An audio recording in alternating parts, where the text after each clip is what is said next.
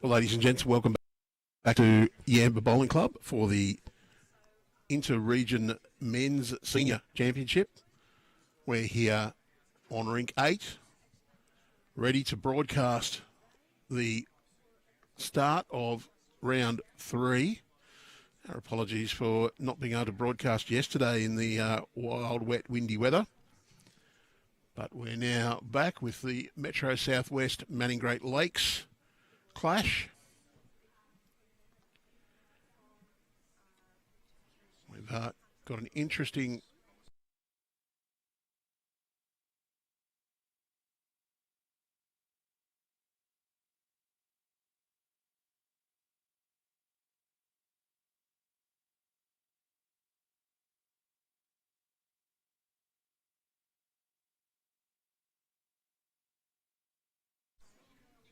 there's John Beach.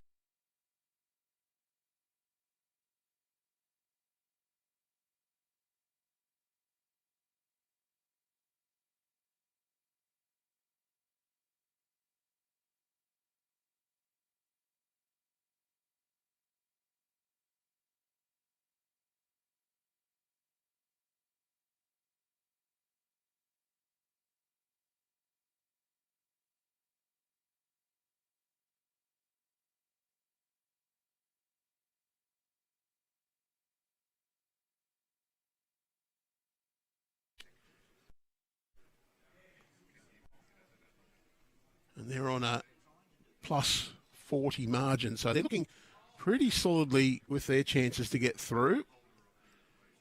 I reckon if they score a single point, they're probably, well, they're safe with 1 point. In fact, a half a point would be enough. Metro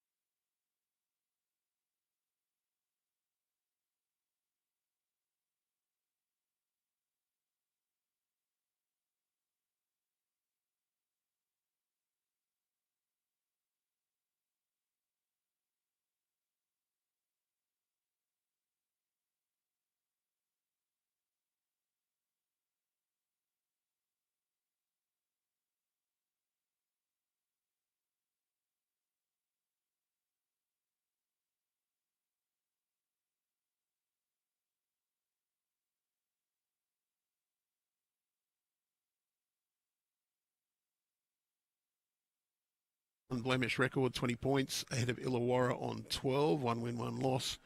Metro Southeast on 8 and Northern Rivers 0. Northern Rivers, they're not going to get through. They cannot make it.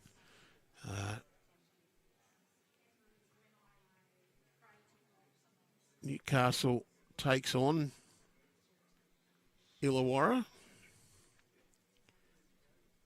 Newcastle guaranteed to get through. They'll finish first or second. Illawarra knows they probably need a victory to get through.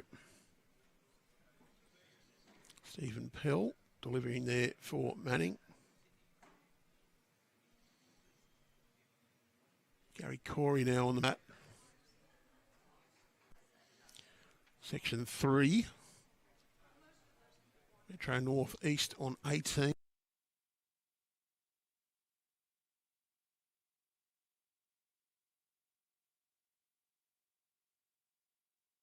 Not been successful. In round 3, Riverina Murray takes on Midwest.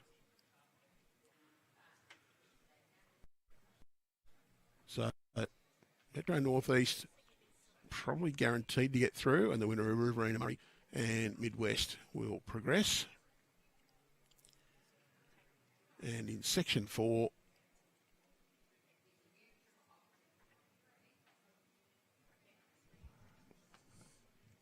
internet's just waiting to catch up with me. Central Coast leading Section 4 on 19 points, ahead of Nepean Highlanders 11, Mid-North Coast 10 and Northwest on 0.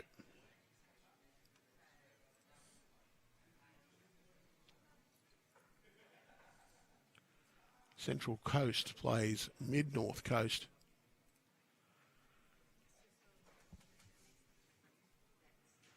So Central Coast not guaranteed to get through. They will need to score at least 1 point. They score 1 point and Mid-North Coast can't overtake them.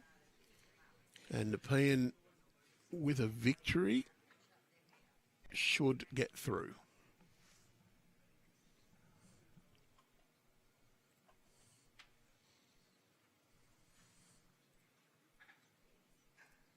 Just a reminder, you can watch scores from each of the matches by jumping onto the Bowls Link page for Bowls New South Wales. Just click on the live button on the Bowls Link page for this event, and the scores at present will be shown. At the moment, of course, it will show matches not started, no scores entered as yet.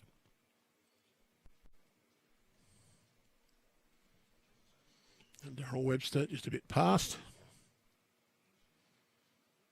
Garry Stanwell skipping now. Had a change in skip this morning. Arthur Peasley was scheduled to be skip. Unfortunately, Arthur unwell this morning, so Peter Sheen's gone into second. Gary Corey's slipped up from second to third, and Garry Stanwell from third to skip. And Daryl Webster, you see there, looking to turn over the two Blues bowl, which is Peter Armstrong's.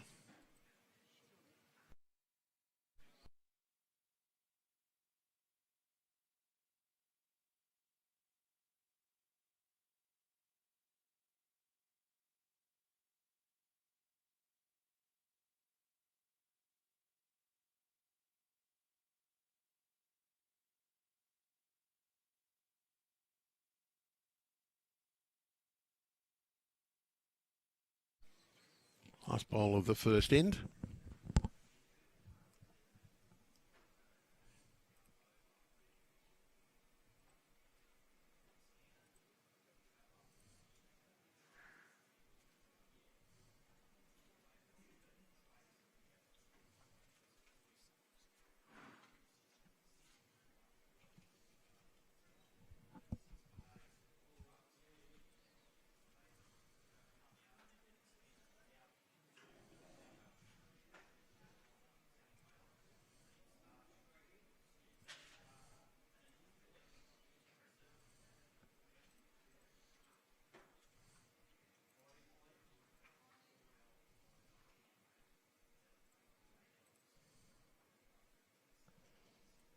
Two shots to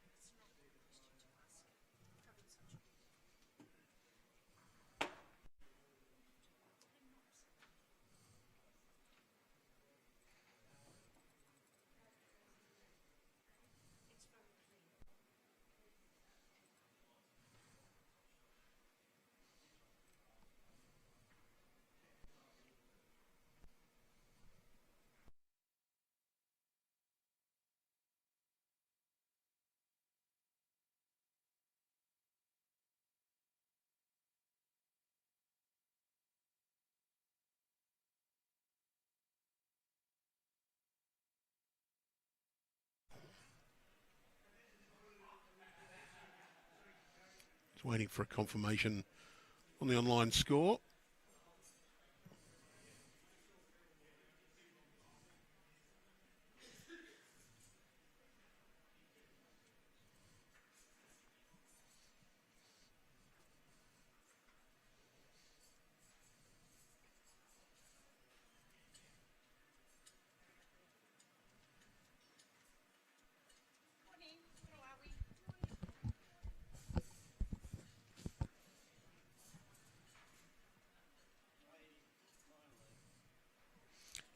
toucher from John Beach.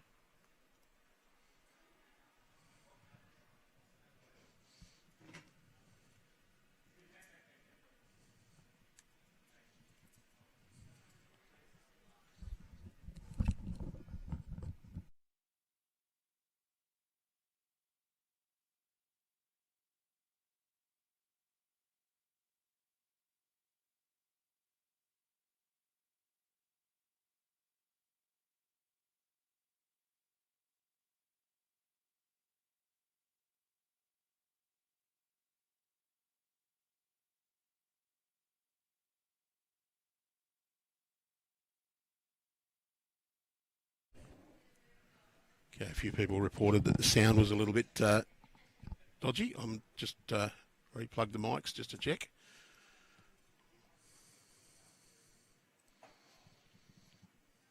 Just put the comment levels down.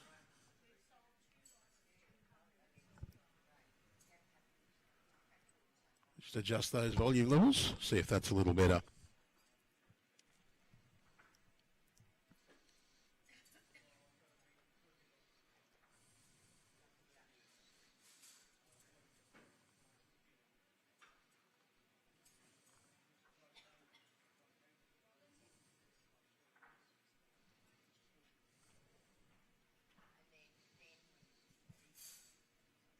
John Beach holding shot now for Manning.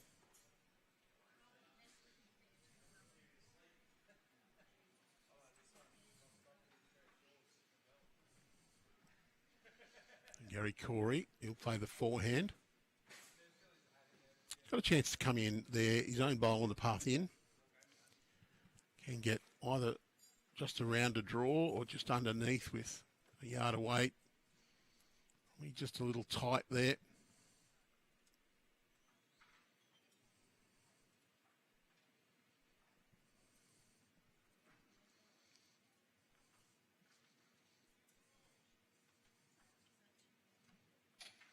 So Stephen Pell looking to draw. He's probably just looking to avoid the two blue bowl just in front to the left of the jack. That one is Peter Sheen's, the second for Metro Southwest.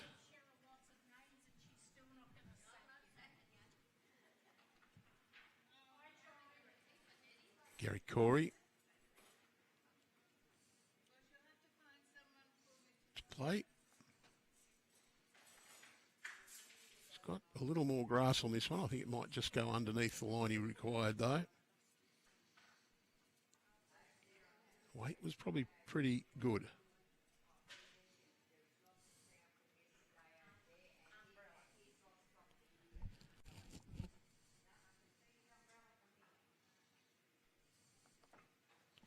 Quite a bit of rain here at Yamba yesterday and plenty of wind.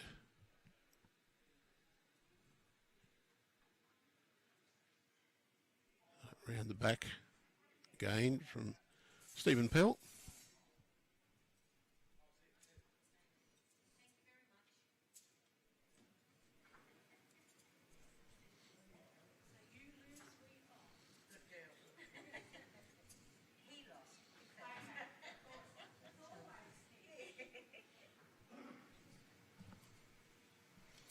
A little discussion there between the two Metro Southwest players. What shot is the best one to play?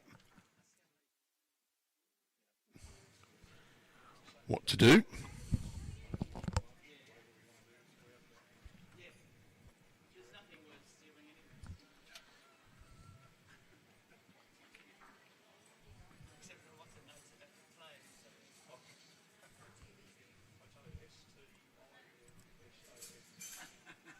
Gary Stanwell played third yesterday. Arthur Peasley, unfortunately, unable to play today.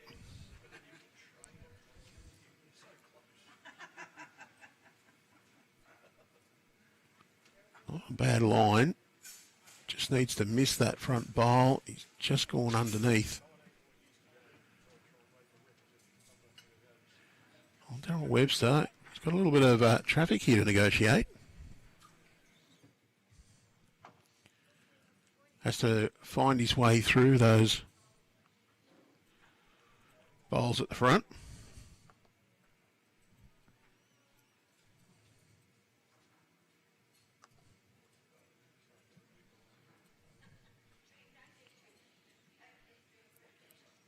Just going to be a fraction long. Comes to a good home there behind the head. So last chance for Garry Stanwell.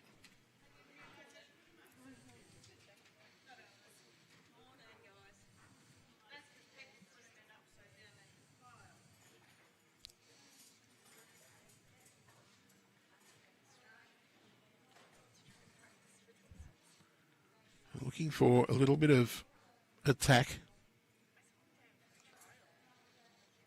Wants to get through those bowls at the front.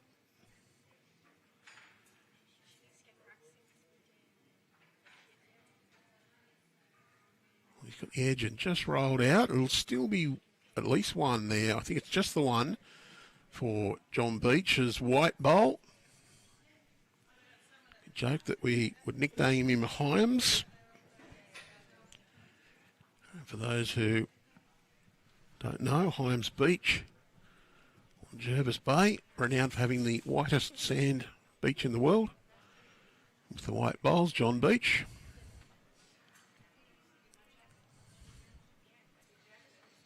Daryl Webster looking to draw another one in.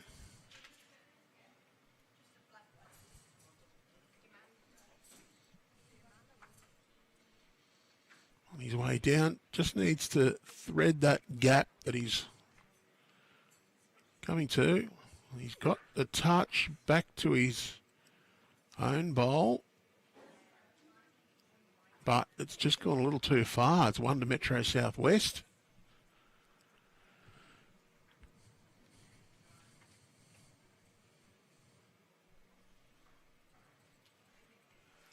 Let's check that score for you.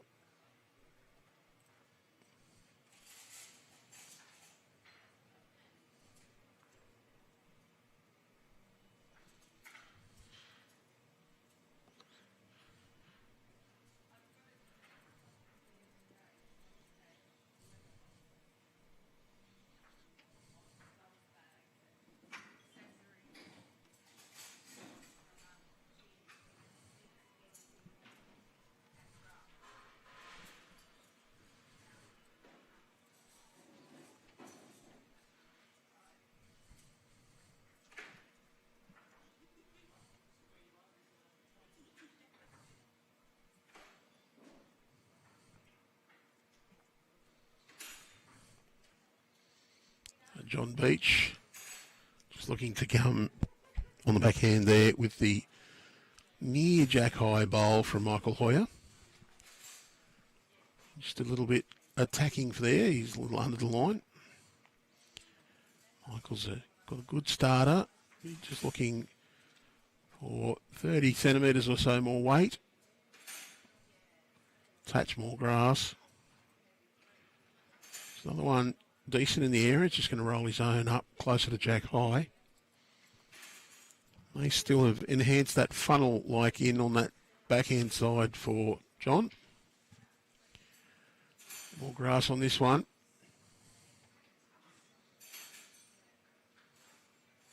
Wants the inside of the bowl, not the outside. He's just turned Michael Hoyer's bowl a little closer in.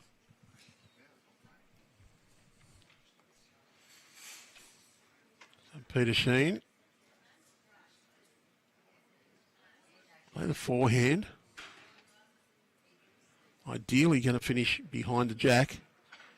Might even hope for a little trail in round behind Michael's bowls. Unfortunately, though, just hasn't quite got the speed required for that.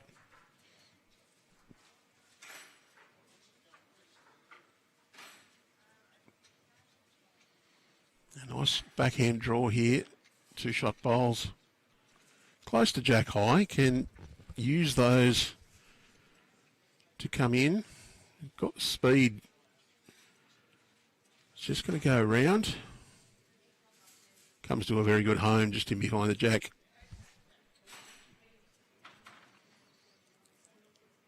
Does just change Metro Southwest to not being quite so attacking for the trail.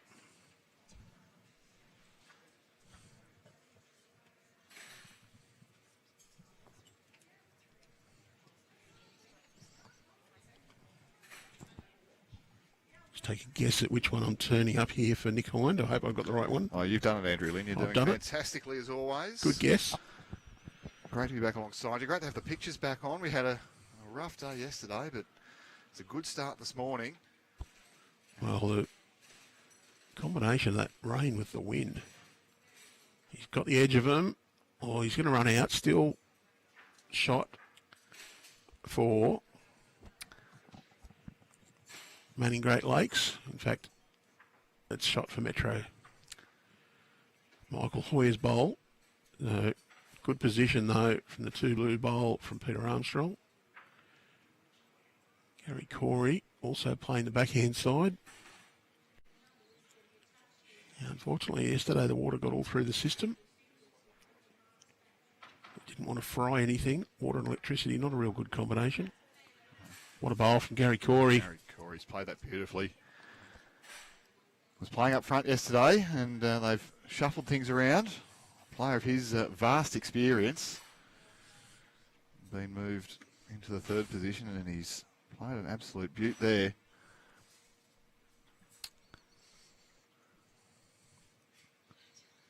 So you're going to persist down on the backhand side.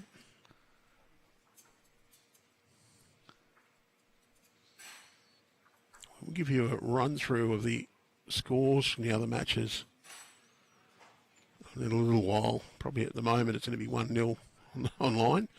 You can follow those on the Bowls Link results page.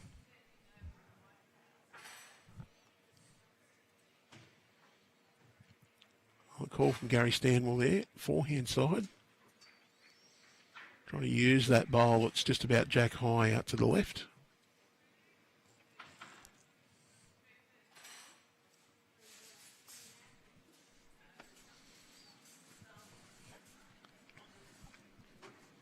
Plenty of turnout there today. We saw a wind playing havoc yesterday. He's played this very nicely. Very close. Probably didn't quite need that little kiss. Just took a bit of the way off the bowl. Steve Pell.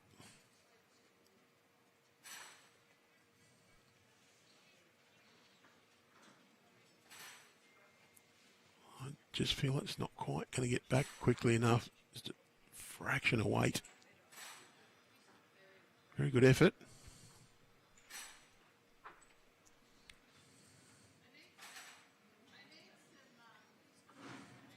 The backhand does look inviting for the Manning Great Lakes team. There's a few nice friendly edges there to get back down to the jack, get back down to the shot bowl.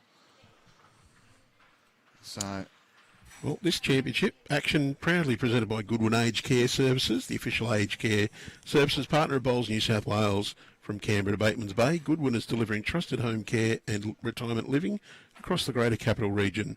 If you're a loved one or ready for the best in aged care, click the link in the description of our video.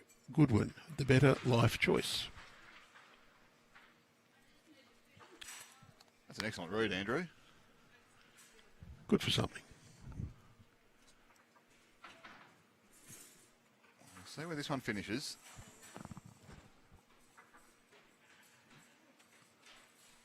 Probably just added another one to flick off out there, so play this with a fair bit of confidence. Daryl Webster runs into any of those wide bowls, he's going to get turned back towards the middle. Has played it too tight though, and you can see at the top of the page a flick of the arm there. Didn't like it early. Well, Garry Stanwell can just get half a roll out of Garry Corey's bowl at the front. Very safe line. Probably happy to get one towards the back of the rink as well.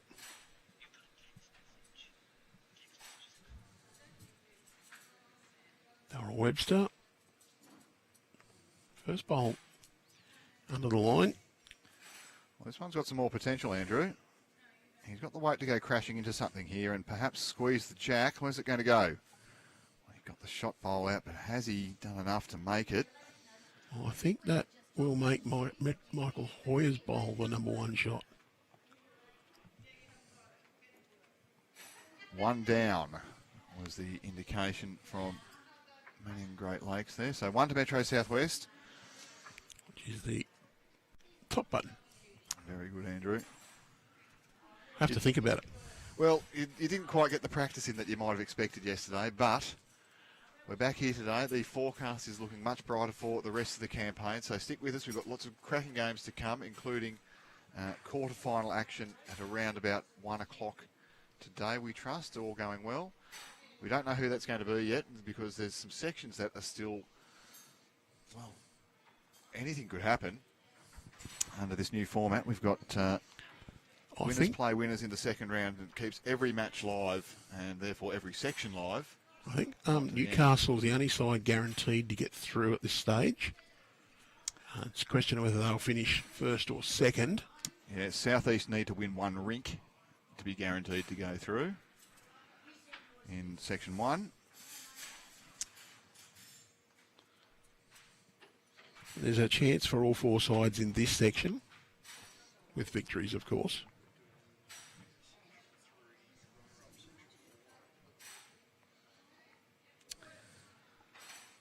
So yes, the afternoon match will be the winner of section 3, which at this stage looks to be Metro Northeast. They are playing the currently winless Hunter Valley. And we saw some action out there from Mark Doc Alexander yesterday. He was pumped up at the end of the match. Well, Hunter Valley would be the one you should be scared of, I think. Well, they had a bit of an honesty session last night, I'm told, Andrew Lynn, so you never know what they might turn up to do. Well, they also come out free of any expectations. They've copped, well, let's put it bluntly, 2 drubbings yesterday.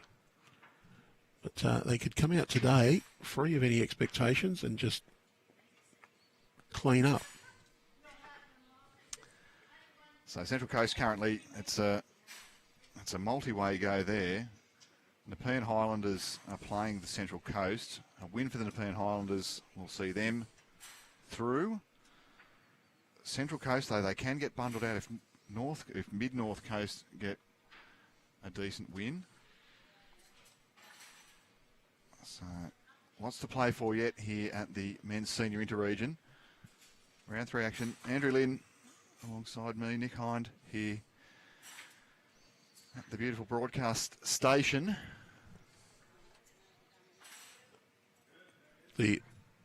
Or hesitate to call it the presidential suite. It's not. We're in the corner of the auditorium. Well, Manning's actually just jumped out to a reasonable lead on the big board. Steve Harris and Paul Jobson both picking up decent multiples on N3. So they've just jumped out to a reasonable lead. But less than 10 ends in. Probably can't read too much into that. But you certainly rather be in front at the start than behind.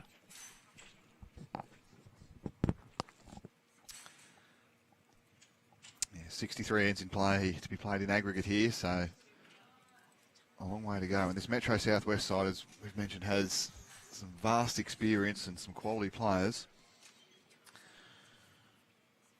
But Manning Great Lakes have shown plenty of fight so far in this competition. Well, there's a few players in the Manning Great Lakes I've seen around for a long time as well. So, yeah, I mean, they've had 2 losses, but they've been close losses, both, Andrew. And the challenging conditions yesterday probably didn't do anybody any favours. Well, that wind that was coming across, you'd put a bowl down and get to about the 2/3 mark, and rather than come in, it'd sort of blow it out against the bias. So, well, there was a suggestion somebody from the South East team was going to get fined for a wrong bias yesterday, despite the bowl being on the correct bias. It still blew out of bounds. So that's probably an indication on how strong the wind was. Well, we had a couple of umbrellas uprooted. despite being pegged into the ground with very large pegs. Yeah, Marquis getting stripped. So it was a challenging day, but that's what can happen sometimes. We're here for a whole week, and to expect clear skies and no wind for 7 days in a row at Yamba at this time of year was probably asking a little bit too much, but it's great to be here and great to be back with you wherever you're watching around Australia, around New South Wales or around the world. Garry Corey's just going to clunk on the hole in the path in. You can see he punched his fist into his hand at the top of the picture there. He probably feels as though he's let the side down. That's a pretty good draw for a player of his capability. Stephen Pell, good line. Oh, he just got there. That'll be number one. A little bit of applause there. And a reminder that TAB Platinum Pennants, how many sleeps? Oh, well. A few. Only 3 for you, isn't it, Andrew? You're party animal. Friday, 27th of February. The third edition of the TAB Platinum Pennants gets underway. You can check out all the season fixtures online. Go through the Bowls New South Wales website, bowlsnsw.com.au. Have you got an early tip, Andrew Lynn? Who do you like? Oh, I've seen the sides online. Tough choices there. Another little quick reminder for people, the entries for the Champion to Champion singles closes 11th of February. Links on the Bowls New South Wales website again. Keep an eye on that.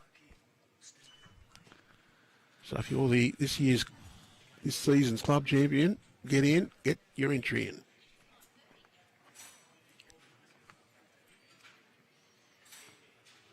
Garry Stanwell. A little bit of a wry grimace there. Got his line perfect. I was going to say, you could see what he was looking to do. Could turn through a couple at the front there, but... Well, good chance here for Daryl to add another one in. Can play with a fair bit of confidence up to Stephen Pell's bowl. He's got a bit of confidence, all right, Andrew. This is coming in hot. Firm. Grabbed it, trailed it. Stuck with it, though. Well, the indication there from Stephen was 2 shots, so... He dragged to the correct one at the back of the rink, importantly. What that, I'd say, is the 2 blue bowl. Yeah, that's the Peter Armstrong bowl at the back of the rink. Yep. Drake's Pride Conquest size 3. You have done your homework too, Andrew Lynn. I have. Got to spread that information out over the broadcast.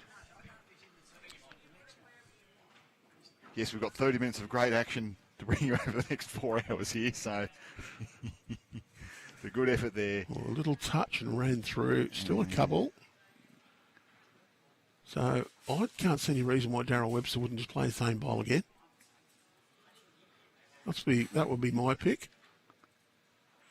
You draw down on that side, beat the one that he's just indicating there. You've played that hand. Just come in here again.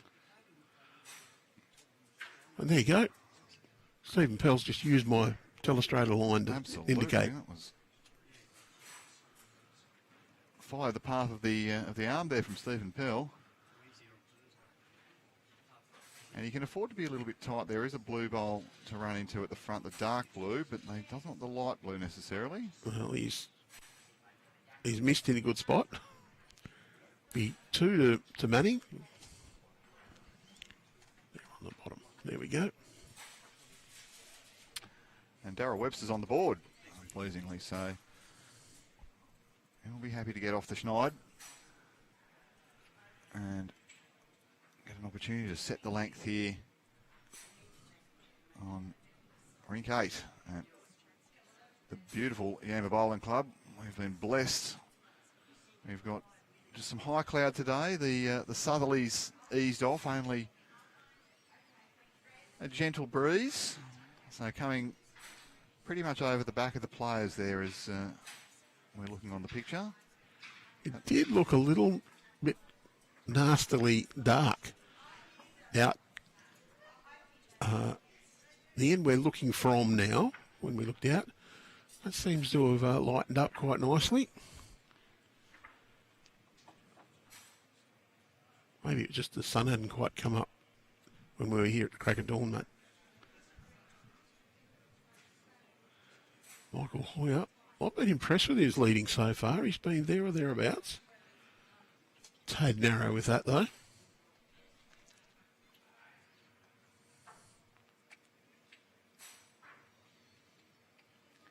John Beach.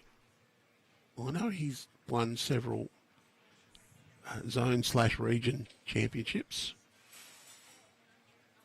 because I've seen him at state championships finals in the past.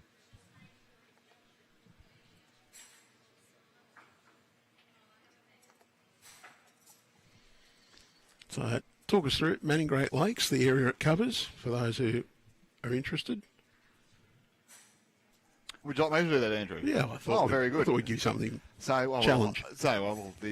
Probably central around the Forster-Tuncurry region is probably the dominant clubs. There's a number of great clubs, of course, around there, and as hosts of our Great Women's Carnival, and then stretching down to there's Bull of Dealer, isn't there? Taree, the three clubs in Taree. Taree clubs. You head a little bit north, you cover in Manning Point, Blackhead. Well, they've changed their name. Halliday Sports Sports Club now, yes. Home to my colleague, the great Pippi Cummins. And Wingham out a little bit further up into the hinterland. Yep. So lots of great clubs around the Forster-Tuncurry region in the Manning Great Lakes area. Nice bowl there. And of course, Women's Carnival at the moment has a wait list. An extensive wait list too, I'm afraid We are hoping to get more greens online for that one. We're currently working on it. Got Lee Stinson working his fingers to the bone. He's not going that hard. He had 4 nips carrying him on the sedan chair this morning. We had a cap of 296 teams. We're hoping we can get those extra ones on and be well over the 300. So another record-breaking edition of Women's Carnival. Gloucester as well. We're being told on the YouTube comments. I've played cricket in Gloucester. So that bowl's finished in a very handy pretty spot. Handy home there. And I wonder whether or not there's an opportunity. Well, still playing the backhand to turn the white over is being the call. So to clarify, Metro South West is the Greater Sydney area.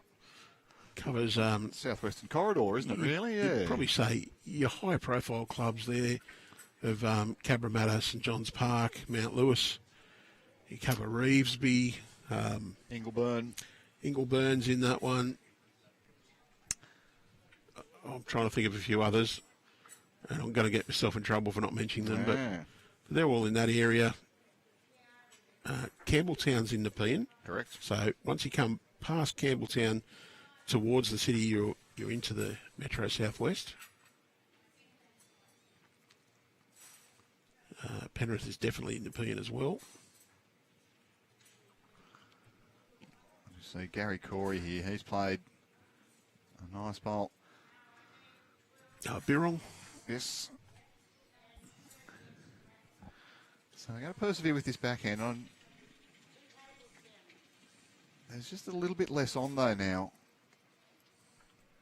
This one, I thought there might have been an opportunity to just reach up through the forehand, look to grab that jack, but he's played this on a better line. Outside of the white bowl is a good result. Well, it's actually given a good position with John Beach's bowl. Clunked it through to the back of the rink. John mentioned that the nickname of another beach, that, and I've not used it. I've said, no, you're using white bowls, so it has to be Hyams. And you would know why Hyams if we've got white bowls. Yeah, it's got the whitest sand in the world, allegedly. Here we go. I'm backed up. I said that earlier. I'm glad you said allegedly because there would be some dispute that.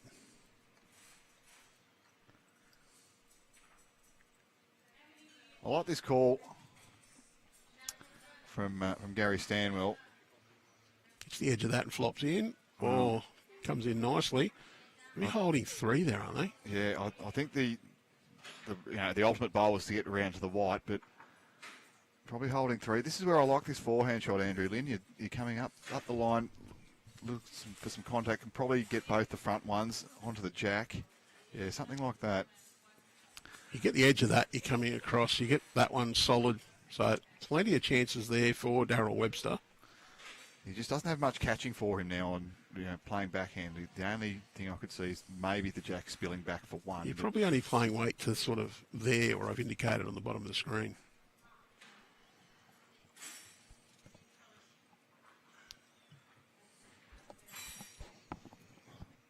Because Daryl, anybody who is an older Illawarra player, and I don't mean age, I mean having played for a few years, would know that Daryl started his bowls at Thirroul.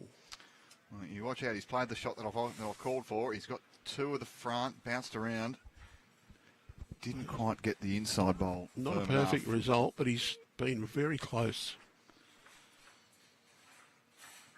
Garry Stanwell. He's still got an opportunity to play the forehand draw as well, just draw down to Gary's bowls. You don't want to play the backhand and trail. Don't mind this call from Gary Corey.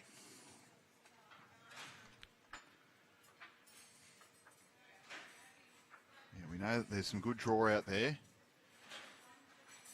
Perhaps not quite that good. Working hard late. Oh, good weight. And that's a nice safe line. Yeah, he hasn't given a shoulder or anything for Daryl Webster to use out there, so... Looks like Daryl's going to line up back in now. I'm okay with this too, as you suggested, that was the risky shot for Metro Southwest. So if it was risky for them, it's probably rewarding for Manning Great Lakes. He can afford a slightly tighter line as well. Sit on any one of those bowls. Andrew Lynn is very close. It's only ever so Gets slightly the jack, tighter. He's done it jack. Beautiful. Brilliant bowl. You can see a reluctant tap of the hip there from Garry Stanwell at the top of the picture, but that was an absolute belter.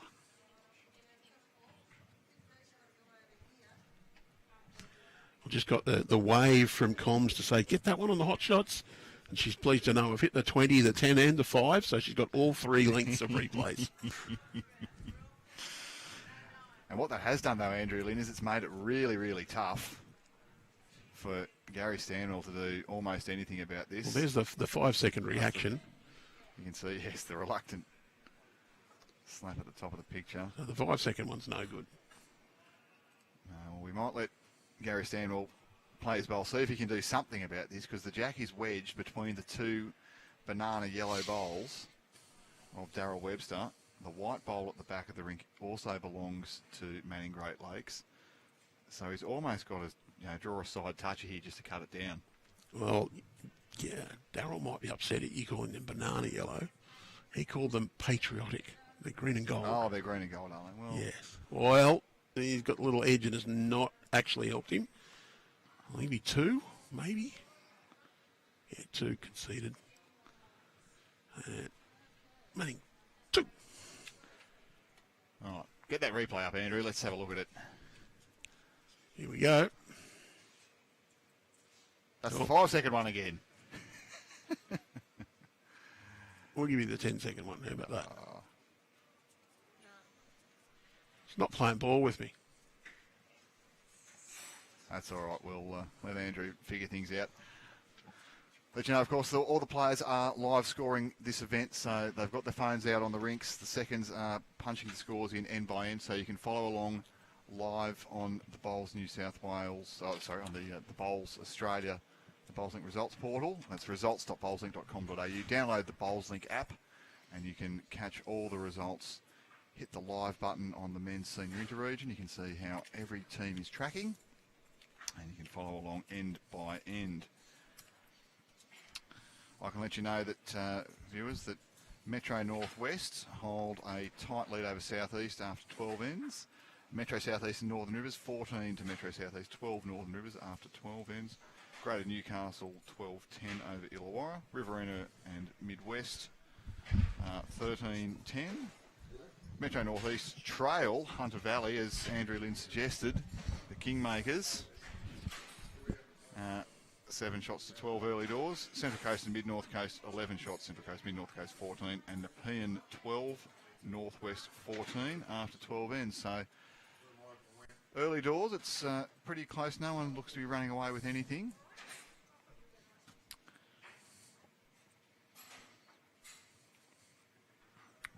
And early doors, we've seen perhaps some of the loosest bowls of the entire contest, Andrew. Well, yep, they've just changed it. Just been told that there's just a little spit of rain out there at the moment. So the Bureau lied to us. So did Jason Pinnock. Well, we were promised no rain today. So the great Jason Pinnock, of course, the bowls coordinator here at Yamba.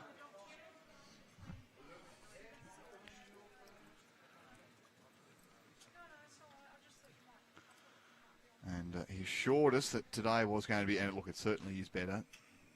Dean Hodges is cruising around the green, though. He's got the big floppy hat on. He'll provide an assessment, but there's no way we're coming off. Just little pricks of rain at the moment is all. Okay, so I've just bugging up that score a little. Should be 4-5 after 5.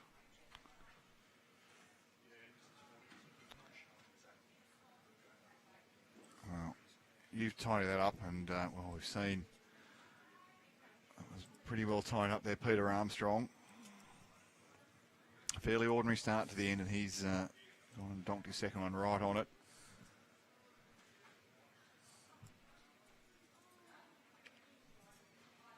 Now, Peter Sheen. We had that in a fair area. Second shot, we can see as Daryl Webster's just looked to the sky and said, not this bloody rain again. So a few players are reaching for raincoats. A few players are going to move their bags out of the weather.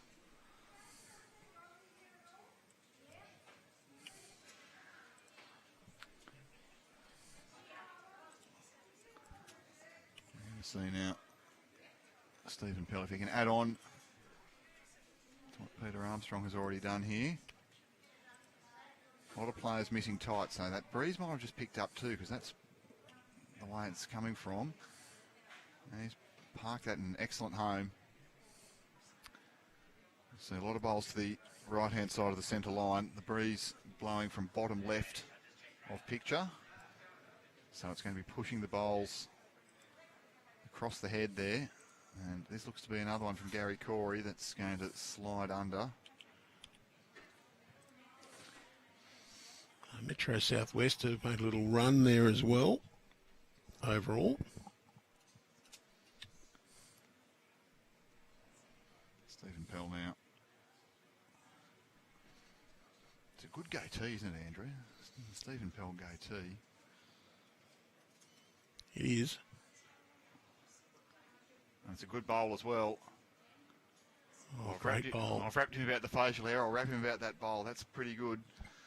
I suppose the only knock on it is it's now very much a two-bowl target. Well, it's fairly good, though. You're covering up the jack. You've still got to hit it.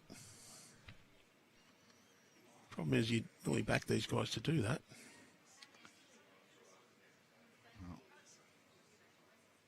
Garry Corey's got it in the right sort of area, Andrew. Got them both. Hit it, got them both. Hasn't got them quite out, but changed up the head. Can see the jack once again and can potentially give his skipper an opportunity to do something with that. Gary Stanwell will be most pleased.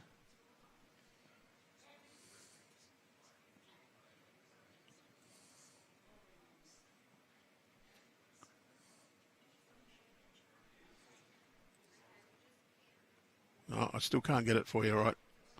Unfortunately. I've got to learn which button to press. Look, If that's the worst thing that's happening today, Andrew will survive, but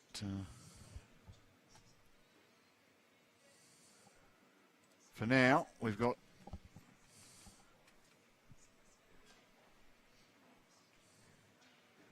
Daryl Webster. He's back on the mat. He's got the coat on. And a chance to go and perhaps tidy things up a little bit. We can see he's lobbed that out on a very high line. And as we can see, the flags that are just out of view at the top of the picture there.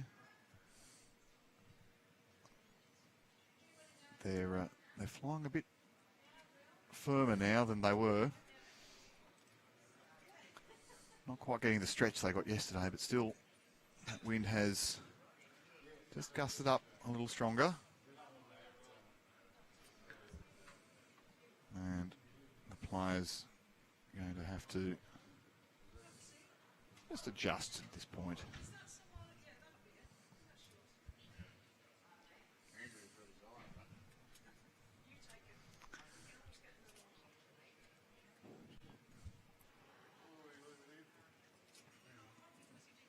Just a fraction under the line from Garry Stanwell. It's something we saw a little bit yesterday. We do play the afternoon session in the opposite direction, so we're playing north-south at the moment. And then we'll go east-west for the afternoon session. And with the breeze coming very firmly out of the south yesterday, we saw there was very much a wide hand and a very tight hand. We see Daryl's on a better track here. Wants to be careful. Back cut's better. And probably made 3 again. And if he guts that and trailed it, it wasn't as good as what he's done there. Still some holes. There might be a chance, Andrew, to run into the blue bowl on the, I like on the wing, on the backhand. I like the forehand draw. That bowl's just about jack high. You get any part of it, you should flop in, as long as you're not wide. Decent line. I think it might be just that fraction wide. Well, they're getting down really good out there. And all of a sudden, it's going to be a bowl short. Well, has he cut anything out? That's a good question. Looks like he has. Soft indication from Manning is that they might have 2. Gary Corey seems to agree, and it is 2. 2 to Manning. Daryl Webster's 2. There we go. So we feel as though that's probably cut 1 out.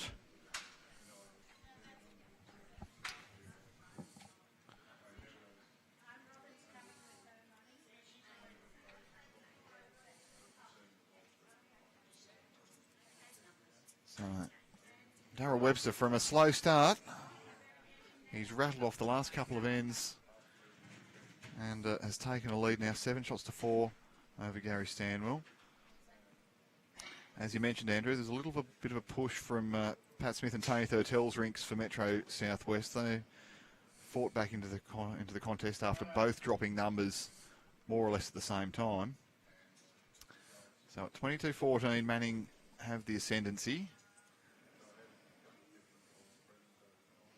I think it was a 4 and a 5 on the 2 rinks that were dropped. Or gained, whichever perspective you want to look at.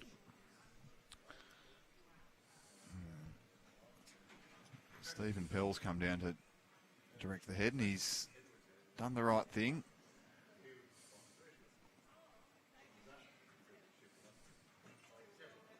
As always, I've been threatening the electric dog collar for those skips who stand on the centre line. I used to threaten to make comment about how fat their bottoms were if they stood on the centre line. Well, it's another poor miss there from John Beach. And I wonder whether or not that spit of rain has just impacted how he's gripping the bowl with the stick there and getting it away. He's using the bowling arm, but he's just had a couple of loose ones back to back since we've had that little squall push through. So could be that he's finding the conditions just a touch more difficult.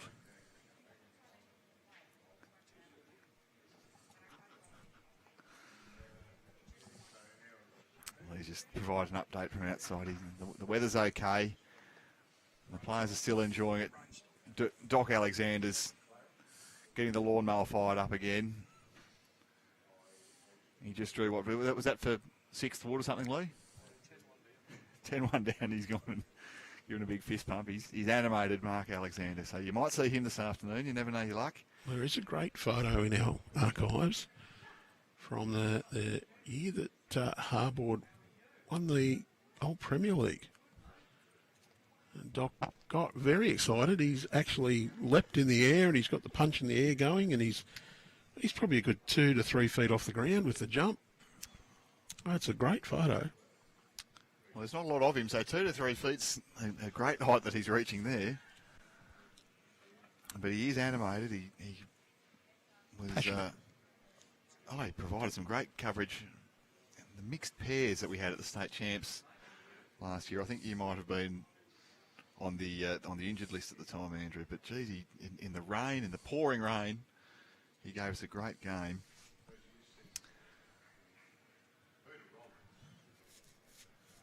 That's when I was off having my 100 stitches. Well, 10. Little argument with the tap. Yep. Yes, that was all right though. We've recovered to see a good bowl here. That's a timely bowl. Great bowl from Peter Sheen. Well, that head was looking again a bit untidy, but Peter Sheen has improved things nicely. Andrew's going to tell us all about Goodwin Aged Care, or am I going to do that? I haven't been given the read. No, I was just putting it up on the screen for a little while. We'll do the read through in a little while. A player walking back to the head, so I thought I'll just chuck some information up there for you. Yeah, camera seems to have moved, doesn't it? It feels as though your preset might not be too flash. Quite the right spot there, Andrew. Get to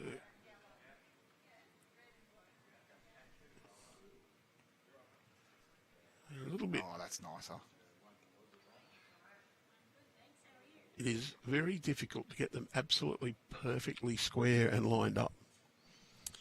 And the tiny little imperfection magnifies over the green when you move. Well, exactly. I mean, I was out there with a protractor and a compass and a laser and spirit level and all sorts this morning.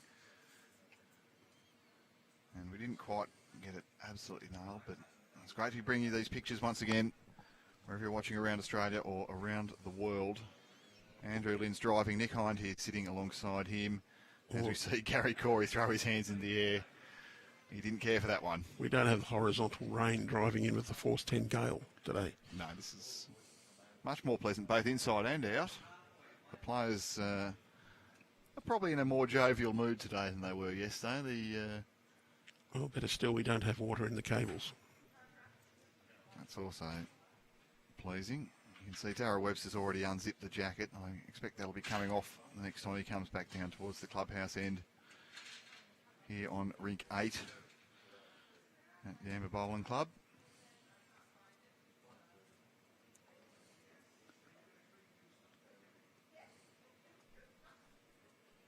Stephen Pell. There's a nice gate for him to get through, and if he finds that, he's going to be in a good sort of an area. On his weight now, Andrew Lynn. That's likely to be good enough. One feels for number one.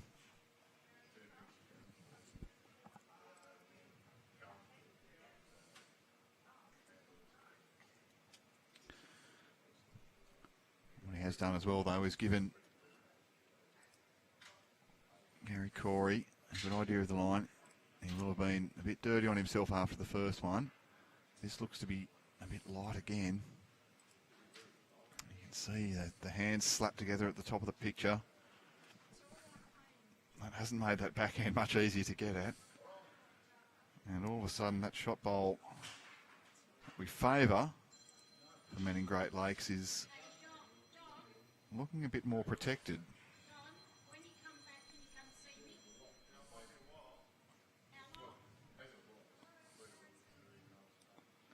So the players having a good discussion here about what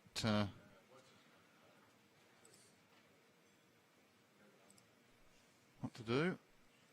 And Andrew's hit the button on Platinum Planet.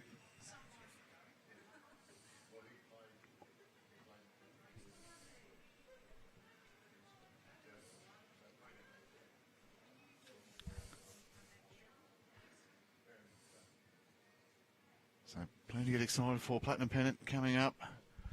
As we know, only a couple of weeks away. Andrew did dodge that question. Have you got an early tip for me, Andrew Lynn? Come on.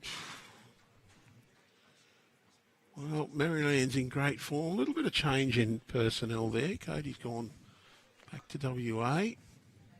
But they've picked up some more talent, I'd say. Cabramatta's bolstered their ranks. Yeah, I like Cabramatta, I think, at this stage. The big improvers for me are Wenty Leagues. I favour them. I think they'll be pushing for a final spot this year. Oh, well, my old mate Cam, yep. Well, I've got a couple of the young blokes who have been very impressive for me. Ingram and Mullaney. They've risen rapidly through the ranks. We see some weight here. Looking at the shot bowl out. Don't mind that plan. And Josh Ingram and Jordan Mullaney, a couple of big additions to Wenty Leagues. Alex Tonkin back in the frame there. So It'll be a big learning curve for Jordan, and I think they're up to it though, Andrew. I really do, and it'll be exciting to see. I think the upside is there with Wenty certainly to go a bit better than they have in the past couple of seasons, and of course they've got the option to play on that new carpet green as well, which could be a significant advantage. the Saints will be looking for a much better performance than they had last year. They're probably a bit disappointed with their finish. So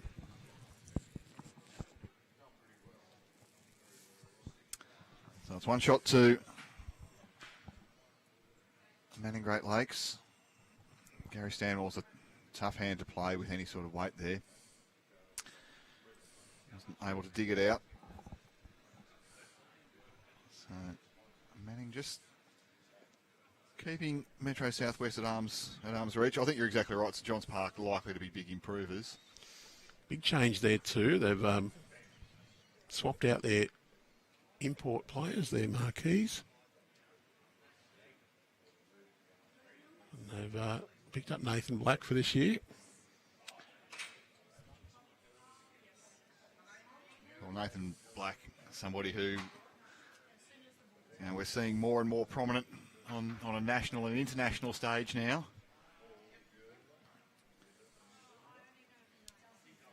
Was BPL MVP, I think, only recently. I don't know. He's being chased as a full-time player by New South Wales clubs. An impressive young man with an impressive resume. That might have a little bit more silverware added to it over the coming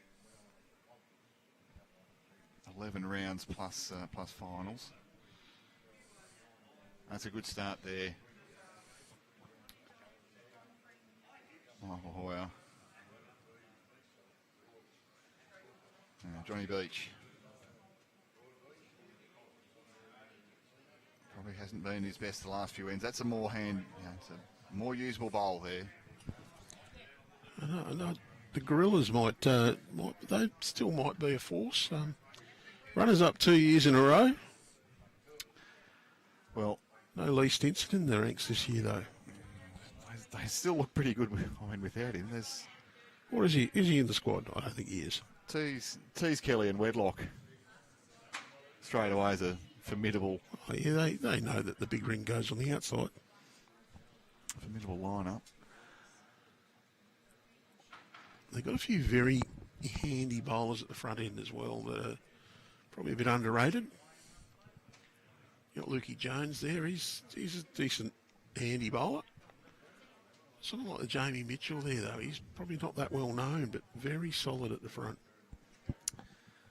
And, of course, my man, the octopus, Craig Roberts. He is a lunatic, but we love him. Well, known Craig for quite a while. We played on the same rink in pennants 22 years ago. No, 24 years ago. It's exciting to have Platinum Pennant back in only just a couple of weeks, so make sure you head to the Platinum Pennant Hub on the Bowls New South Wales website. All the content can be found there. You see excellent bowl there. It's one shot Peter Armstrong. to Manning. Peter Armstrong, well, he's been prominent in these heads. Yeah, as I've mentioned, John Beach hasn't been his best the last few ends, but we've seen Peter Armstrong's picked him up. John was firing pretty well in the opening few ends. He just lost it a little. Yeah, I'd suggest that little squall probably didn't help him get them away. He's using the bowling arm, and maybe just a little bit of slipperiness on the rubber cups there, or changing the green speed. Yeah, he's got an Optima size 4, those white bowls. That is, again, unbeatable research from Andrew Lynn. Steve Pell's, they're blue. It's a SRV Taylor size 4. And very composed, very focused here, Pell. I'll go out and get the bowl colours at the start of the game, because then looking at the head, you can sometimes tell whose bowl's shot. The only problem is sometimes the colour out on the green looks a bit different from what it appears on our screens. Well, it's Andrew Lynn getting the first fine of the day there. His mobile phone's gone off. I'll excuse myself there. I've been on holidays for weeks. I've just been ignoring the phone. When you've been working at a place for 1,000 years, you end up with a bit of leave entitlements. Yes, Andrew Lynn celebrated his 30-year anniversary with Bowls New South Wales. He's requested that they stop providing chilled champagne to his hotel rooms when he goes on tour, though. He says it was a waste when it was just going in the bath. I'm not a fan of champagne either for bathing or for drinking, actually. I'm getting older. I prefer a nice strong cup of tea these days. Oh, I've made you one of those this morning too, Andrew. Yes. You deserve that. And plenty more. 30 years with Bowls New South Wales. It's a magnificent milestone. A bit of a different place now. I do remember when I started, the pennant results got sent out in a mail out to clubs the Friday after they were finished. That was good enough to send them out. Nowadays, people want to know the result of who's won 15 minutes before the game's finished. Well, I certainly want to know the result of horse races 15 minutes before the race is jumped. But we're watching here, and you can find all those results at the BowlsLink results portal. It's results.bowlslink.com.au, or download the BowlsLink app and watch Garry Corey. He might come and draw at number 1 here. That's a great shot. Yeah, great bowl, Gaz. Showing a little bit of class there. He's, again, probably had a bit scratchy for a player of his capability. But lovely controlled shot there. Gets down, gets number 1. I did make Garry pleased this morning. I give my usual speech to the players saying, no kicking, biting, fighting, scratching, head-eye tackles, trips or whatever. And then said the serious bit, which is please stand a metre outside the centre line. And remember when you get up on the bank, I did say the only person who can get away with standing right in front of the camera on the bank is Carmen Anderson, because Carmen remembers, turns around, gives that wonderful smile and wave down the barrel. Of course, Carmen and Garry are close. So Garry said, I'll go home and tell her. He said that she's a lovely person. Oh, that's very good. Well, Daryl Webster, he's lost the raincoat. And he's going to look to drag this jack on the forehand. Looks tight. It's tighter than my budget, that one. They've got a little rub, but it's not. Yeah, they've got a few nice catches at the back of the rink, Manning Great Lakes, and there's a bit of a risk-reward thing now for Garry Stanwell. Does he want to put another one in there, potentially fatten it up? He can trail the jack to the light blue bowl, but he's going to play the backhand. Don't mind the choice. Wants to get through the hole. He might be going right to the back. That line suggested right to the back, but that weight suggested stone cold draw. So Well, he's played a bit of both and got neither. yes. Yeah. Easy to do. Webster now. Can he turn this head over? This is a better track. Might need some favourable results. We might need Stephen Pell to get out of the road. Well, things have bounced around. The jack has bounced to the back of the rink. There's some applause there. Well, it could be. It's the light blue Optima, I feel, of Peter Sheen. Could be the shot.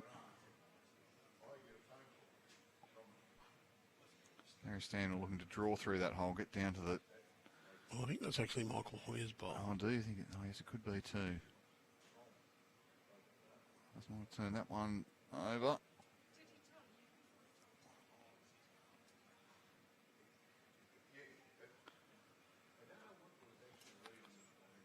So, yes, so it was 1 to Metro South West.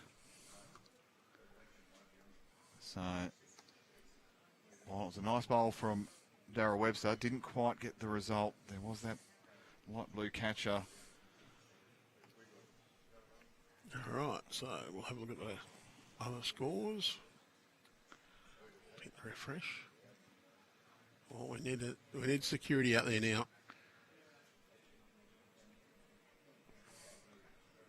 Stephen Pell might need a reminder.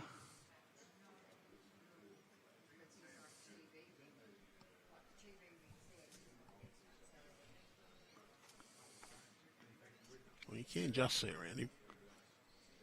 Oh, it gives us a nice view of the beautiful Manning Great Lakes emblem on the back of the jersey. But yeah, we'll go and give him a prod in a moment if there's no improvement here.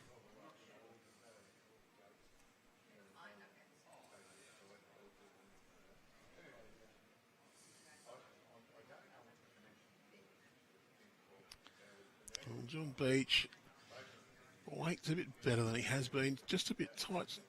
Not a bad effort, though. That's within the old yardstick. Well, this might be almost a good change for him. You know, he's been missing sort of a little bit all over the show, but typically short. The need to just make sure you get it to the other end, you know, might just reset him a little bit. Yeah, I've seen it before. We're playing shorter lengths. Someone's being short all the time. They go tee to tee, and all of a sudden they go bang, bang, bang. Because they're very conscious of needing to push it to get up there. Well, that looked to be getting away pretty smooth. And that's going to be in a useful area. Well, that's shot. That's some pretty good leading. Welcome back, Mr. Beach.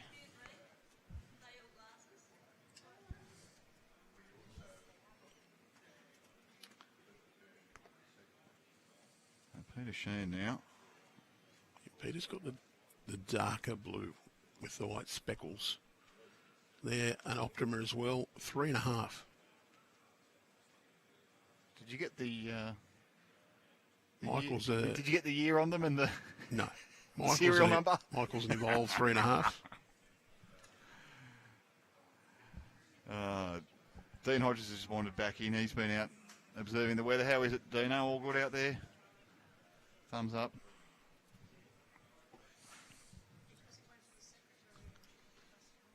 It seems as though we had perhaps a couple of issues yesterday with the live scoring. It's a good bowl there Very minor. from Peter Armstrong. A few very minor issues. Yeah, look, as we know, playing bowls in the rain's rarely much fun, and whether you're using a paper scorecard or your mobile phone, there's things that can go wrong either way. I do remember having some paper mache come back and scorecards at state champs rather than a scorecard. It was so there's pluses and minuses both ways. But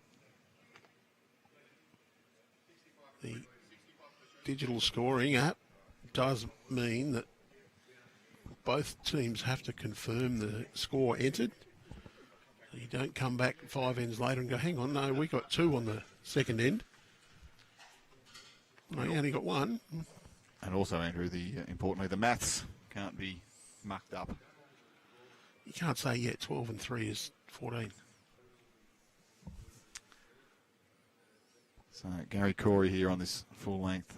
There's just activate the dog collar there. people need to get zapped in front of the out.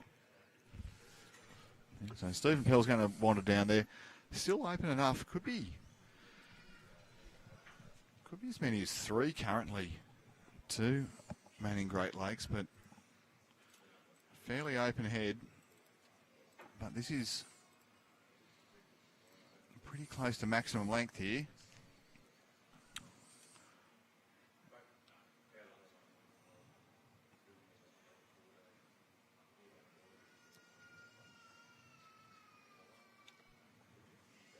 There's a nice little path in on that backhand side.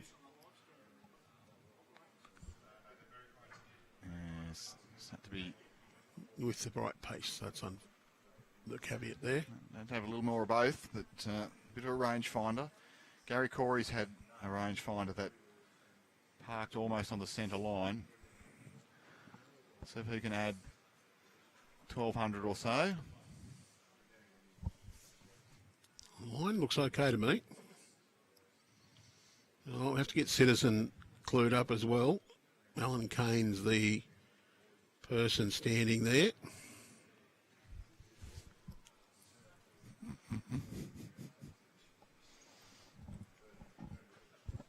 Quick, we're about a third of the way through our games now, so a quick around the grounds. Look away now, Nick Hine, Southeast trailing 14-19 to Metro Northwest after 21 A innings. long way to go there. Metro Southeast 28-17 after 22 over Northern Rivers. It's a cracking bowl there. Illawarra 20, Newcastle 19 after 24. So Illawarra needs a win there to qualify through. I think they'll be overtaken if they have a loss. Correct. Midwest 28, Riverina Murray 16. 25 ends gone. Hunter Valley 24, Metro Northeast 13 after 21. So the truth-telling must have done some good. Mid-North Coast leads Central Coast 24-16 after 22. So 8 shots in that. And Nepean 23, Northwest 17 after 20. I should say Nepean Highlanders or they'll get upset with me. Very good around the grounds, Andrew. And as you say, there's lots of games. Well, I mean, as we've designed this competition now, every game means something towards the outcome of the section. So for all state final events now, the round 1 will be an open draw for the 4 teams to play each other. We'll predetermine that draw, but round 2, the 2 first game winners will play each other. If there's a draw, we're going to put the team on the left through. That's an arbitrary choice, but yep, as the winner. And that will mean in round 3, you will normally have one side with 2 wins, 2 sides with 1 win, and 1 poor unfortunate. It does mean that every match in round 3 has the potential to affect the outcome of the section. In fact, it will affect the outcome of the section.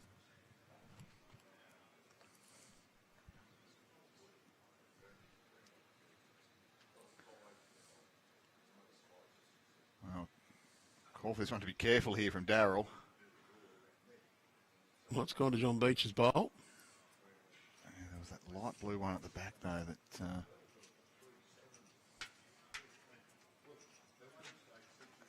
that's cut them out of a few, so only 1 in the end to Manning Great Lakes, but they're just starting to squeak away a little bit. We see Stephen Harris has got a nice lead up there. He's 5 shots in front of Tony Thurtell. Getting towards halfway point in this match. Daryl's just been a fraction heavy a couple of times. One wonders, Andrew, that little squall just didn't throw the players off their weight a fraction. We did see John Beach. The interesting thing was John was short a few times, but Daryl's been heavy, so maybe compensating and overcompensating, perhaps. Yeah, maybe. Well, as you suggested, though, you go and throw a long end in, and he might just dial it back, and here he is, John Beach. Just a 18 inches short or so, but that's probably very usable. Probably cranky skipper would be saying you're short. I can't afford to get cranky with anyone I play with because they'll tell me off. But I'm not going to tell anyone off for being short because I do it too often myself. Well, it's a fair response there, Michael Hoyer. Yeah, great reply from Michael. And you can see some high fives at the back of the rink. Yeah, got a little fist bump from John. Lots of respect from these players out there. They're all fairly experienced campaigners. I've got to say, I think senior inter-region is one of a lot more players are just celebrating being able to still represent. It's one of the premier social events on their calendar, I think you'll find, Andrew Lynn. They're serious competitors, but there is that joyous approach. Not quite as joyous as the rookies. I think that's the best atmosphere event we have, the Rookie State Finals, because we've got everybody there who's just overjoyed to be out playing bowls. Well, there was plenty who were,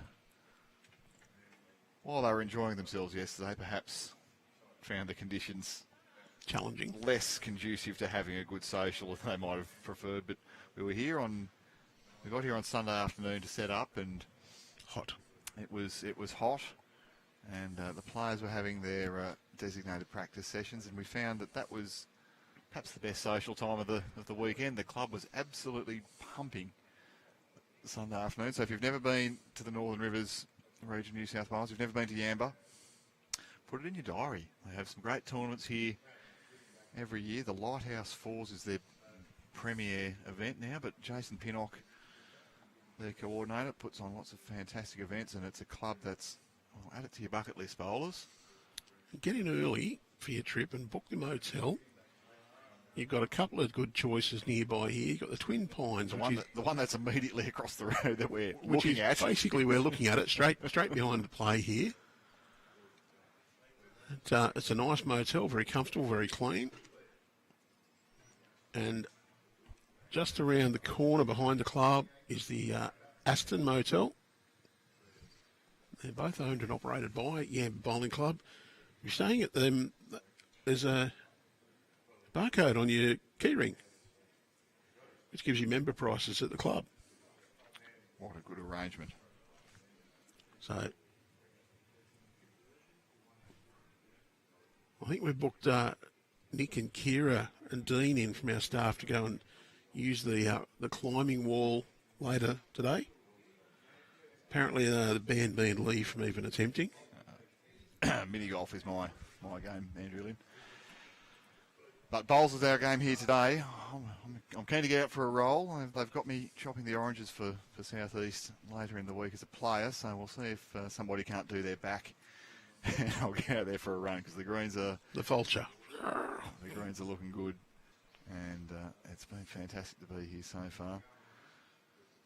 Stephen Pell's come and had a good look at that.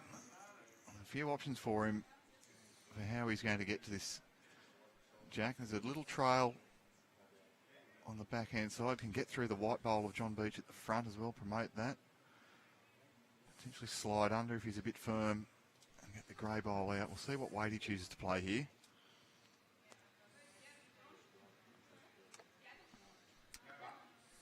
Yeah, firm, confident draw. We're going to get down and trail this jack. Well, he's done it. Got a little kiss on the way through, but luck starts when you reach the head, and he played that with good positive intent. Well, I'd say that he was about 5 millimetres off being absolutely perfect. The greys on the bowl didn't hurt him at all. So I don't count that one as luck as more as he's been almost perfect. Your luck starts when you reach and you're in approximately the right area. Most of the time it's that. Well, Gary Corey's just gone and parked it just about where the jack was. Yes. There is, of course, the odd dirty, rotten scrub off the well-wide bowl, but...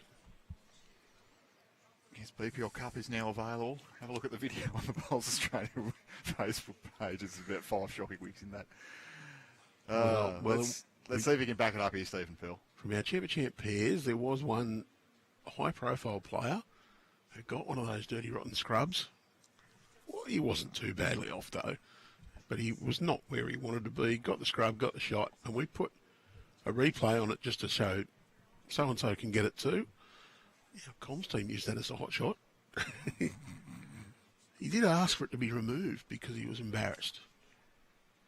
I'm not going to name and shame. Have a look on our socials. You might figure out who it is. Gary Corey here. He's looking to sit that back bowl. That was the call. It's got a little feather off it. I might give you a bit more view of the back of the head there. Favour that might take it down. Oh, it could still be 4 to Manning Great Lakes. The Crabs on here telling us the Wobbly Chook Brewery, and I think that's on our to-do list for tomorrow night, perhaps, Andrew. Just for the name. Yeah. We understand there's a couple of regions who've got their lodgings immediately upstairs from the Wobbly Chook Brewery who have said there's some noisy brutes down there. Well, these championships proudly presented by Goodwin Aged Care Services, the official aged care services partner of Bowls New South Wales. From Canberra to Bateman's Bay, Goodwin is delivering trusted home care and retirement living across the greater capital region.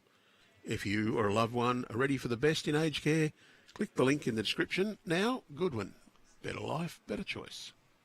Sorry, the better life choice. I'm human. Oh, you can make some better choices, Andrew, couldn't you? Reading that correctly with your first one? Yeah, well. So Daryl here, he's chosen to play forehand. Well, he's allowed for yesterday's wind, I think. Yeah, it was on the tight side the whole way.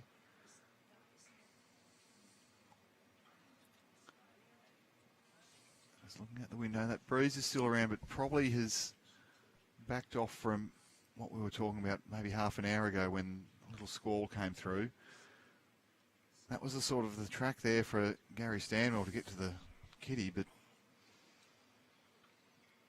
just didn't quite give it the go.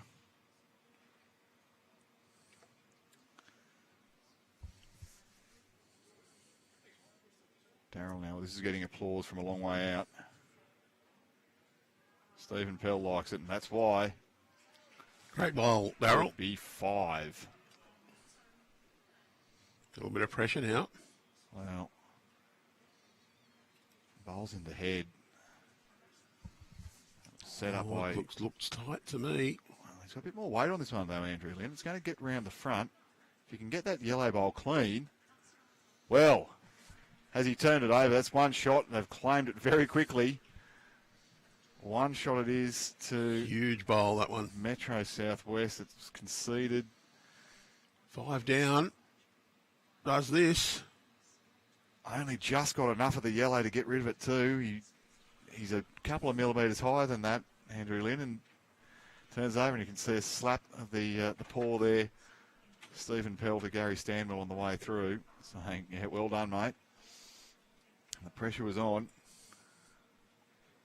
And instead of being 5 down, He picks up a shot. picks up a shot to start to 6. Yeah, at least it's looked around and said 5 down. Yeah, that was exactly right. You've got to be watching closely here, Leroy. So a bit of a discussion now from Garry Stanwell. He's gone down and talking to given his troops a bit of a talking to, and he said, we're going to try something different. So the mat's gone right back, and he's asked for minimum length, and it's going to be 23-ish metres, Andrew Lynn, 24 metres maybe. Oh, yeah, it's not much above minimum. So I like this, though. I think, they've been struggling in these heads. The Manning Great Lakes have had a lot more bowls in the head of late. So let's change plans. Let's change tactics. And I like this as well. John Beach sort of was struggling. He was missing short a lot. They went full length and he found his range. Let's see if we can do something to throw him off again. Well, the question is, your opponents are throwing full length. Do you just go minimum to try and change it up completely? Well, that first one has pulled up a good metre short. So far, this is working nicely. So a quick run through of the other matches. Southeast, 20. Metro Northwest, 22 after 25. That's tightened up a fair bit. Metro Southeast leading Northern Rivers 32-23 after 27. Newcastle, Greater Newcastle and Illawarra 23-23 on 30. Riverina Murray and Midwest, it's 21-33. Midwest leading after 29 ends. Metro Northeast 20 trails Hunter Valley 29 after 26. Central Coast trailing Mid North Coast 16-37 after 27. And Nepean Highlanders 30, Northwest 23 after 25 ends. Of course, in our feature match, Manning Great Lakes currently leading by 6. Just about halfway through. Michael Hoyer's had the good starting bowl there. It's not too bad of an effort from Peter Armstrong. That'll be a good second. Peter Sheen. His second bowl, his first. It's just behind off to the left. Just behind that last bowl that came in. Just slightly overcorrected the weights. Not too bad.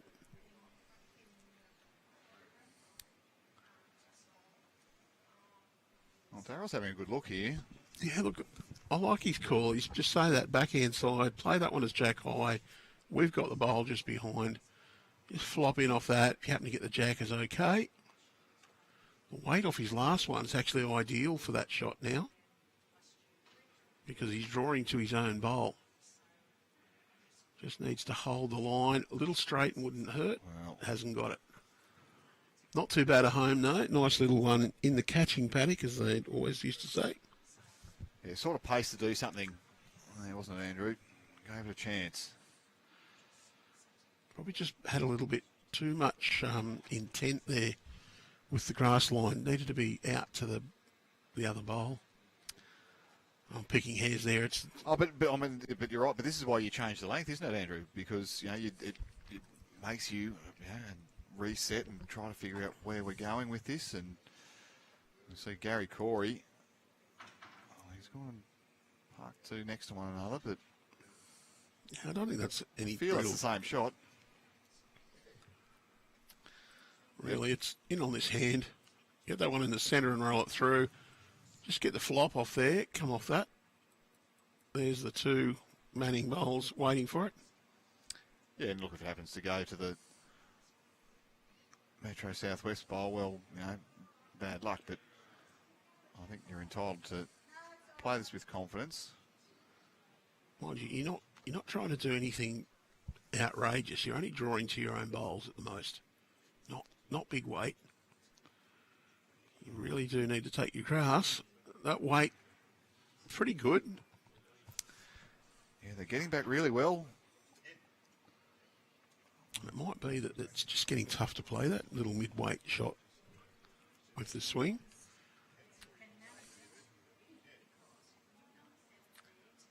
Well, we speak about this often, don't we, Andrew, that force your opponent to play the difficult shot, and that looks to be a difficult shot at the moment. But I think this is sensible here. Garry Corey's been asked to go and park one amongst that pack.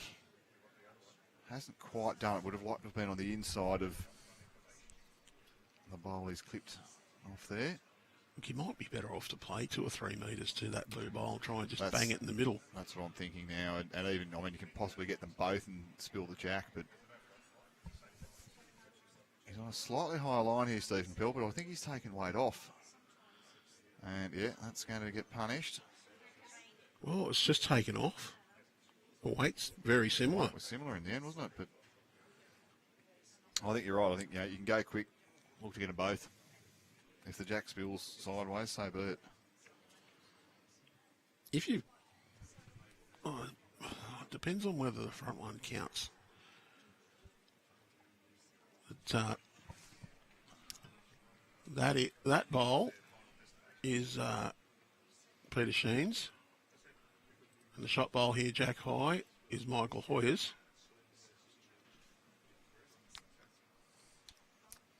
Then do we like Garry Corey for third, or do we like Peter Armstrong with the dark blue and light blue on the left?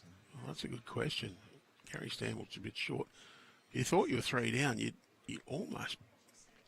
have to say draw. He could be adventurous and go quick and try and just bash all 3 out. It's probably more the social hacker's shot than a wise choice. But Daryl's playing a little bit of weight to it. Wants that one bang. That looks a good shot, and it was out of the hand, didn't it, Andrew? It looked good. That's what he was aiming for. And the good thing is there, he sort of covered it up. Although Garry can follow him down, just get enough contact on that bowl. There's Garry Corey saying, yep, weight to there. Turn that over, get the jacket. You probably want to push it through further, I would think. Well, he's got this on a fair track to get a result, Andrew. Which way is it going to go? He's got the bowl out and sat in for shot. Brilliant. Clipped off the edge, pushed onto the Peter Armstrong bowl, and now A very pretty result. I think you feel that Daryl's just got to draw this one stone cold. Not really much to sit on, and he's probably made a good number again here. But Daryl, he just slid high. It could be 2 or 3 here. Right, yeah.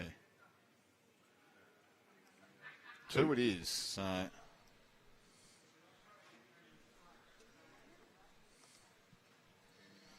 Two. There. Metro Southwest closing in. Manning were out to 8 or 9 shot lead at one stage. We're getting... It's a little bit of a fight back here, and see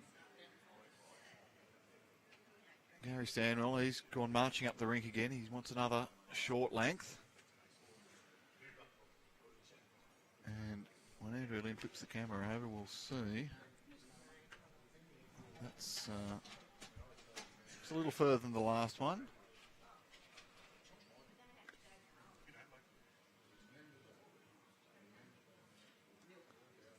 That's good. You just see at the top of the picture there, the flags fluttering brightly. Good start. Michael Hoyer, he's starting to just show the value of a good lead. I feel as though as he's come into this contest, the fortunes of Metro Southwest have improved as he has. Well, that one's going to be right in his line. Where you see the skip's asking for a change of hand, but that was going to be a big pothole in the road there. Oh, I think someone's just done a little correction on their score because it's now around the other way, the bottom rink. So that's actually 9, 10 after 11.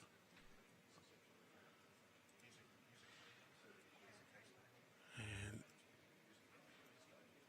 so that will make it 23, 33 plus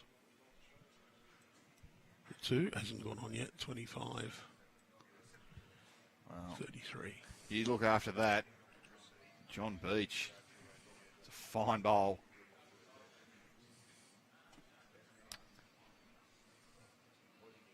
These leads are starting to find their range a little bit more.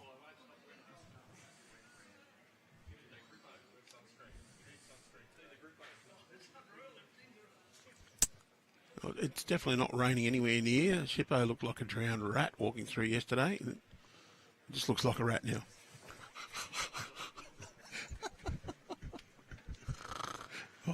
I'll apologise to Shippo there.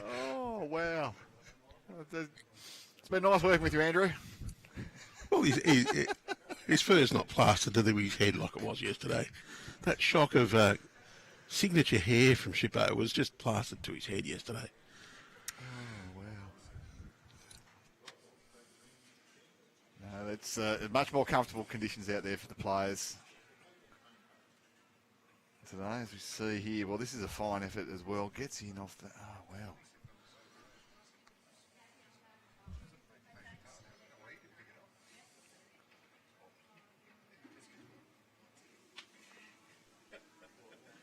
Wants some good positive weight at this one. Can turn through the lighter blue bowl there. Can clip that shot bowl out. Slides under. That's the sort of weight, though, that the skipper would be happy with. So for Manning, they're probably going to try and look to just get in behind here. Don't want to fatten the target up. They probably would love another bowl in that head. They've probably just got to try and dead draw.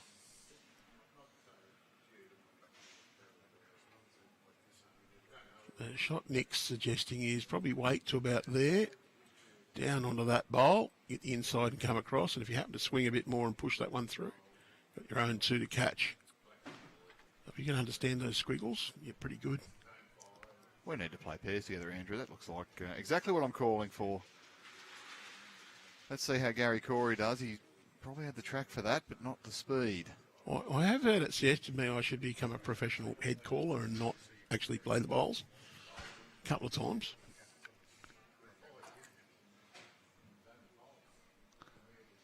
Although, I will admit, there's been a few times I've seen a few of the better players calling shots and thought, oh, I wonder what they're after. And when they've got it, I thought, well, that was what they're after. Well, Stephen Pell, he'd love to give this one a friend here and even potentially just tuck that jack in. Not too bad a line, just a little cautious with the weight, I'd suggest. Yeah, I can understand why he was a bit cautious there, but you could see Gary Stanwell, he was saying to third Garry Corey. Well, Garry can't see the lines we drew. They don't appear on the green, but he's called pretty much the shot where we drew the lines before. I do think he's just under the line he needed here. Well, no, he's under the weight. He's under the weight, Andrew. That's two. Just a bit short. Where he just didn't give it a chance. I think that line's probably good if he had almost 2 metres of weight more. Now, Stephen Pell, add a metre or so, metre and a half. Not too bad. Wants it to come inside that light blue bowl. Oh, very close. That's always the risk, isn't it, playing that shot? But you can't leave it exposed all game. Well, players of this standard will connect with that sooner or later, so he had to play it. Favourite still is the white, though, don't you, Andrew? Yeah, look, I think it is still John Beach's bowl that is shot. The trick here, though, is Garry Stanwell knows now he needs to find the port or just flick his own bowl. If he gets the middle, it's probably not too bad, but if he gets the outside bowl there, gets Stephen Pell's, he can almost punch his own out to the head clean. To be 3 down. So, and once again, we talk about risk and reward, but I still think he's sort of drawing to that spot through there, gets the edge, can get that bowl out. Turns, if he's a bit tight, is okay. You know, and one bowl tight, not 5. He's just playing that little bit of a reach, and we need John to... No, he's tight, way tight. Someone set off John Beach's shot collar.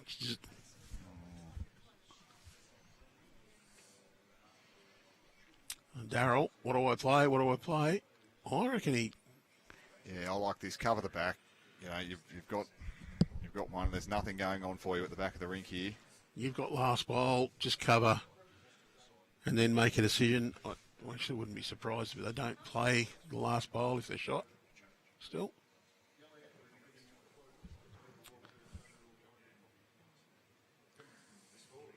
John Beach just getting into the head there and said, "Come on, mate, you need to get one on in here." There's probably some differences of opinion by the looks of things between. Now I think there's Stephen an Peel and John Beach. overcorrection from Garry.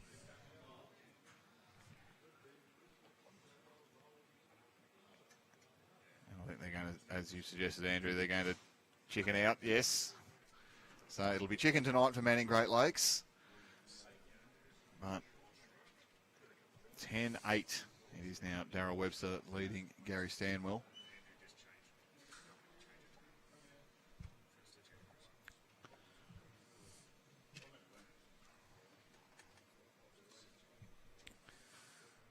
And there's 9 shots in it. Can Manning Great Lakes continue on their winning ways? Stephen Harris out to a nice lead over Tony Thurtell. 6 shots halfway through that game. Paul Jobson and Patrick Smith are going head-to-head, as is Garry Stanwell and Daryl Webster. Our live streaming game here at the Men's Senior Interregion. This is round 3 action. We have quarterfinals coming up for you this afternoon here from Yamba Bowling Club. Nick Hind in the passenger seat, Andrew Lynn in the driver's seat with you. And we're inside in the air conditioning as the players are out enjoying a much more pleasant day here at the Men's Senior Interregion. Oh, it's a reasonable start from John Beach. If you want to be a hard taskmaster, you'd say you should be that far behind rather than short with your opening bowl. Do you know there's a couple of players who would be cranky with that? They don't want anything short to be in their way. But that's the potential to actually count. So just viewers in this section, so Southeast are currently in front on 19 with a plus 40 margin. So they're pretty well safe, you feel. Like they'd have to lose 10 zip to Metro Northwest. And there is the potential for them to miss out. That can happen, but it's pretty close at the moment. Southeast have hit the front in that match. If Metro Northwest lose and Metro Southwest win, Metro Southwest will go through. Manning can still mathematically sneak through as well. Despite being winless to this point, they have claimed 2 rinks. So lots to play for in this game. Manning Great Lakes will be thinking to themselves that they're not out of this competition just yet. The top 2, we know, go through to the quarterfinals. So each section winner will play a runner-up from their neighbouring section. So the Section 1 winner will play the Section 2 runner-up, and that will be repeated in Sections 3 and 4. Well, they need to score either 8 points and a good margin, more than Metro Northwest, or 8.5 points more than Metro Northwest. If Manning get 8.5 points more than Northwest, Metro Northwest, so Metro Northwest get 1, Manning get 9, they'll be equal. If Metro Northwest get beaten 10-0 and Manning win 9-1, they'll go above them. Southeast win 10-0, that is. Yes, well, currently Southeast have got 1 rink that's doing all the heavy lifting, and 1 rink's not going perhaps quite as well as they'd hoped. So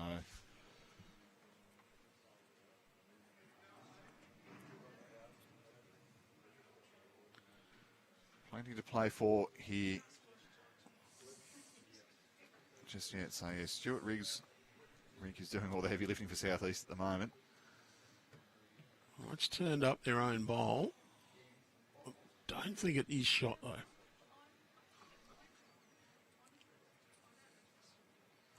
You can see in the background there's a much happier crowd outside enjoying the action today. Everybody probably pleased to have the sun shining. The coffee station's been worked out pretty hard this morning. Dean Hodges has stolen a few packets of biscuits for us, so we've got snacks for later on. We've been well furnished with egg and bacon rolls, Andrew. We've had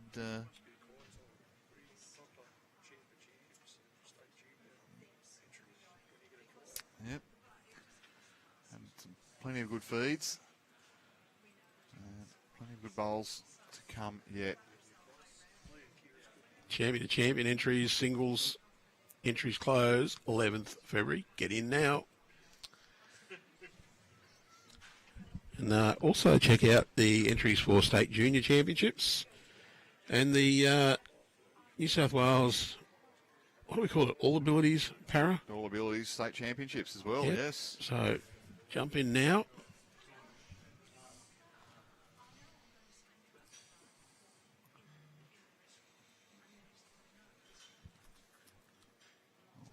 The great Gavin Spears has just come into the club. One of the members of the Northern Rivers Open side. He's come down to have a squeeze at the greens here. Evans head player. His club must be ready to go then for they're hosting two sections of the women's inter-region later in the week. As we see, a big pile of bowls in front of the head there.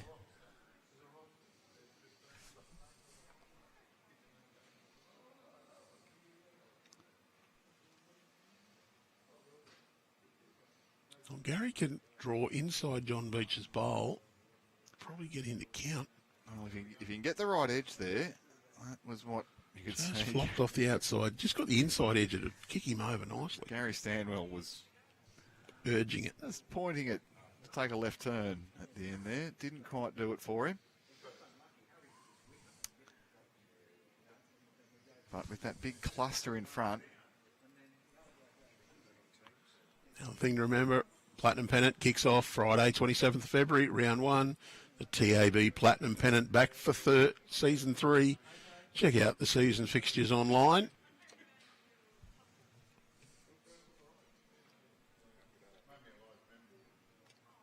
Daryl Webster, he's going to probably try to play exactly the same shot that Gary Corey attempted. And he'd want Gary Corey's line minus about one bowl width. Daryl's not too badly down here. Just wants that to slow down. Well, he's got the gap and run through. He has proven, I mean, it probably looks hard on your picture, but he has proven that there's enough turn through there that you can draw that without needing any contact. Well, I just wonder whether Gary Stanwell might be tempted here to try and remove John Beach's bowl. Well, the way that he's playing, he's looking to draw it stone cold, as I suggested, Andrew Lynn. Close. Wants another roll. Not Well, quite.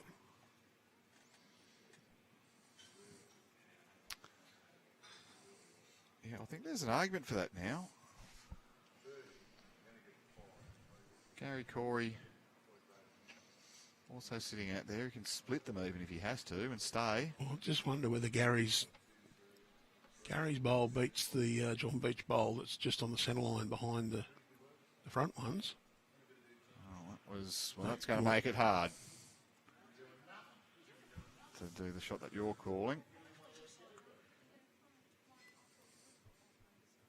Gary Corey's going to say, well, look, you might try it on the forehand.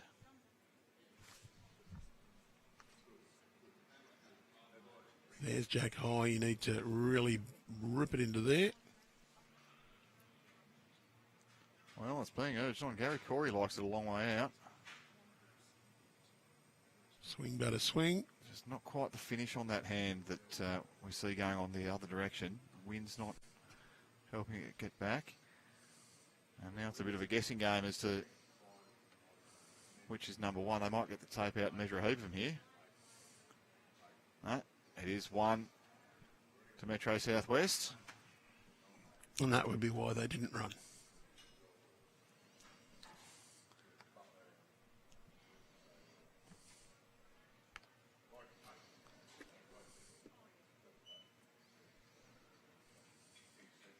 So as we mentioned, state junior championships entries are open for another couple of weeks. So any juniors at your club in your area, it is open to all juniors to come and compete. So we have under 15, under 18, and a new 12 and under singles category, as well as pairs, boys and girls pairs, as well as open fours disciplines. So plenty of bowls. There'll be lots of great coaching. Single entries are most welcome. If you don't have anybody at your club or you're a new player, we encourage you, get in contact with Bowls New South Wales. You can enter your single entries via the via BowlsLink, via the BowlsLink app, or on the browser version, and we will team you up and give you a game. So juniors, do get involved with that. We've seen some great talent come through that in recent years, and we look forward to seeing. There will be a new boys singles champion this year. Tim Thorning, the three-time champion, is no longer going to be eligible to play in the juniors, so there will be a new singles champion this year. Yeah, Timmy had enough of you. Don't bother playing this year.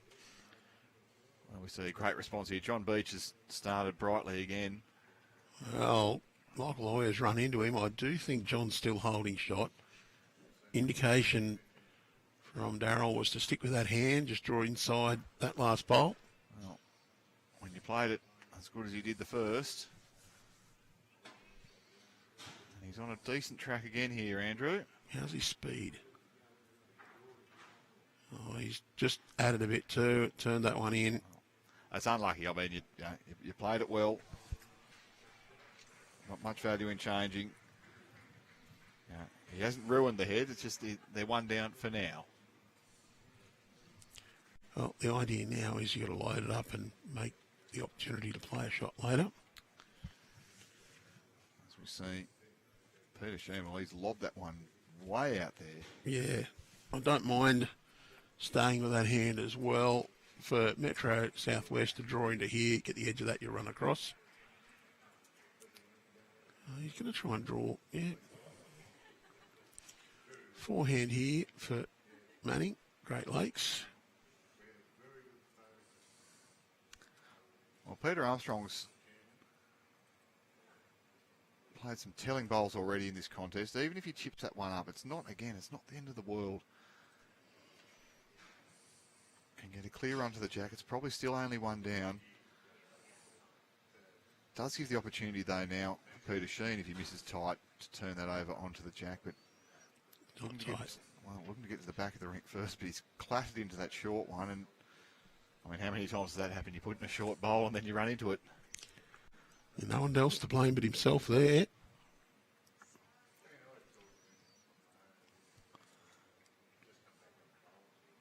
It's better here from Peter Armstrong. Gets right down to this jack. Well, he's gone and popped it through the hole.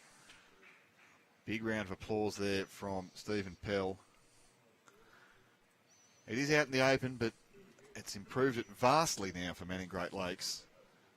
They'd be lying to. Garry Corey, player of his vast experience, you'd back him to improve things here. He needs a clear run. Gets it. Oh, he's found the portal. Gets the shot. That's well Perfect. played. Garry Corey.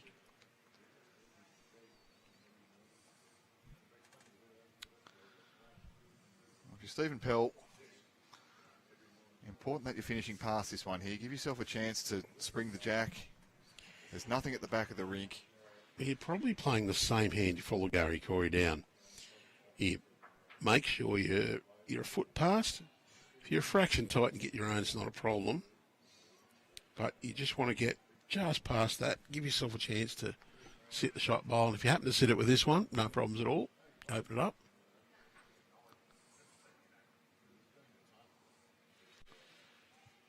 Well, he's going quite direct at this, Andrew Lynn. He is. Well, He's going to get John Beach's bowl, push it. Well, push it through. That's a good outcome, really. That is a very good outcome. He's got one just about jack high and pushed back a backward. Probably not the ideal spot for the backward. Might be better on the other side of the rink, but you still be happy to have it. And Garry Corey, well, draw up to that last bowl. Rinse and repeat, isn't it? Yeah. What he just did. He's going to be round that, though. That's, if you're going to miss, you want to miss out past. That's, yeah, probably would have liked another metre from where that is, or a bit less grass. Not quite the catching zone, is it? But wait to hear, looking for that bowl.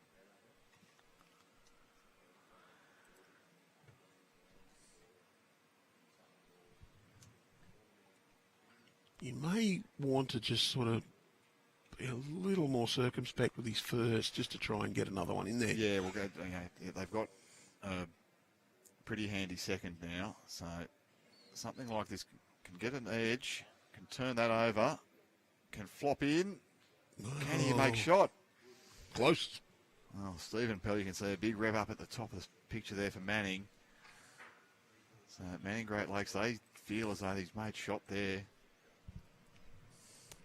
And the pressure's on Garry Stanwell again, hasn't he? Had to play some bowls here.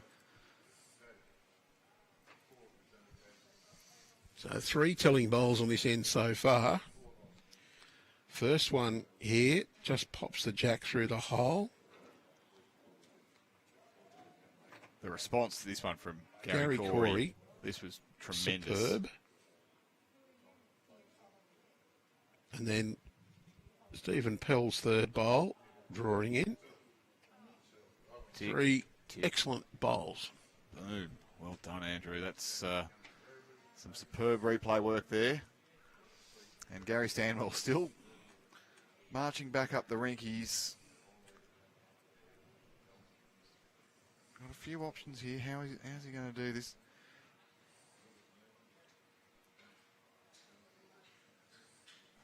I mean, the risk is if he's down and flicks his own bowl out, he's likely to get one of the Manning bowls as well on the way through. But third and fourth is a fair way off. He's looking on the forehand. Get under the pack. Get down. Punch that through. Well, that's very well done. That's Garry Corey's other bowl out on the wing there, and that's going to be 2 shots. What an end we're having here, Andrew Lynn. He must have thought he was down, and that's probably right. I think he might be 2 shots now. So once again, the jack semi-exposed, but yet you can see they must have favoured. They were down to the blue bowl. The white and blues spat onto the jack. It squirreled out to the side of the rink, and well, now it's a skips drawing competition. Can Daryl Webster? Well, do you play the forehand or the backhand here? That's the... You got traffic both ways. The breeze is down, and this end is more protected from the clubhouse, so I think the backhand is going to be forgiving enough. Well, I think backhand's probably the choice as you 2 down. If you get the back of that bowl, you'll be second shot. Well, you get inside it, you'll be number 1, Andrew. Exactly. So if you draw inside, you're number 1. Great bowl. Oh, what a bowl, what a bowler, what an end. But the beauty there is if he was that bit wide, hit the back of that bowl, he's still second shot. Well, I think you try to clear this one out, don't you, if you're Garry Stanwell? Like, you're playing enough weight to get through it or trail. Yeah, just 6 feet away, try and punch that bowl on the edge and pop it through. Close. Just under the line, isn't he? Wow. Close, but no cigar. All right, Daryl, do it again, is the instruction, isn't it? No, they're going to get him to play it the other hand, and I can see why. There is a risk if you're high, you can turn the white bowl onto the. You just missed it last time. Don't turn it over. This is the other drawer I suggested was available. This is the safe way now, but and Gary's got no pills left, so. Couldn't, could he? Daryl, what a bowl! What a great end. 2 shots it's going to be to Manning Great Lakes after an absolutely superb back and forth on that end. Andrew, is your hard drive going to be big enough to take all of this data? Here it is. we've seen a number on this hand. Daryl's drawn one on that hand, and then, yeah, I'm not going to take the risk. I'll pop it over on this hand and be just as good. That's some remarkable bowls. Great competition. What an end. Kira Shea's come and thrust the hard drive into your face, Andrew Lynn, and said, give me that. Give me all those hot shots. We can do that. Some superb bowls. The standard here, as conditions continue to improve, is sky high. We better put the score on that. 2 it was to Manning Great Lakes. 2 to Daryl. We'll just check the other scores while we're at it. Update those. You do that. I'll talk about John Beach. He's back in this contest. Went quiet for maybe 4 or 5 ends just after I sat down. But, well, Tony Thurtell's picked up a 5. Oh, bang crash wallop. Well, that might help. It's now 13-15 after 13 ends on that rink. And Metro Southwest now leading 14-13 on the 4th rink. Paddy Smith now leading Paul Jobson. So that's tightened up quite a bit. Well, there's plenty to play for. John Beachy's playing it good. He's turned his own bowl up onto the jack. And see high fives at the back of the rink there from Manning Great Lakes, and why wouldn't there be? They've played a real good team end, that last one, Andrew Lynn. That was contributions from just about everybody. As we see a change of hands and not quite a change of fortune there. Nick Hoyer and Daryl Webster, he's saying, well, if you can just put your nose on this one, that's going to make it very tricky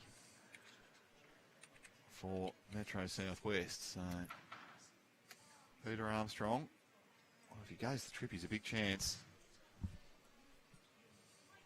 Great bowl. Oh, yeah. Would have liked to have just tucked it around the corner a fraction, but down the line's okay, holding 3.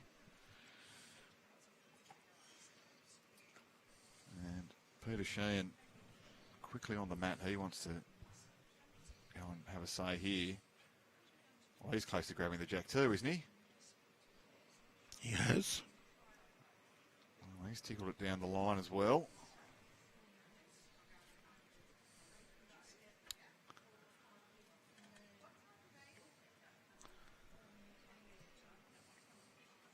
I won't bring you all the matches around the grounds, but Hunter Valley continue to lead Metro Northeast after their honesty session last night.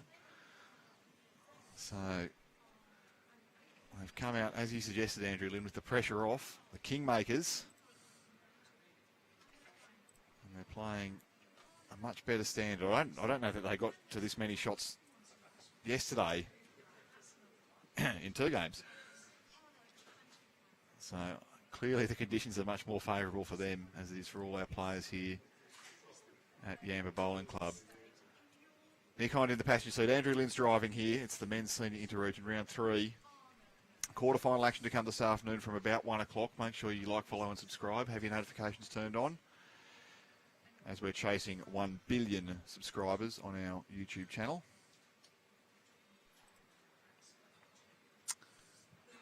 Wide open draw here for Stephen Pell. Andrew, you'd land this for 4th wood, wouldn't you? Or maybe. I'll be trying to. Things running much more smoothly though today. Jason Pinnock's got a big smile on his face and a cup of coffee and a bagel as he heads into the office. And was running about frantically yesterday. Interesting choice of hand here. I thought that backhand was probably a little bit more forgiving with the way the breeze is blowing.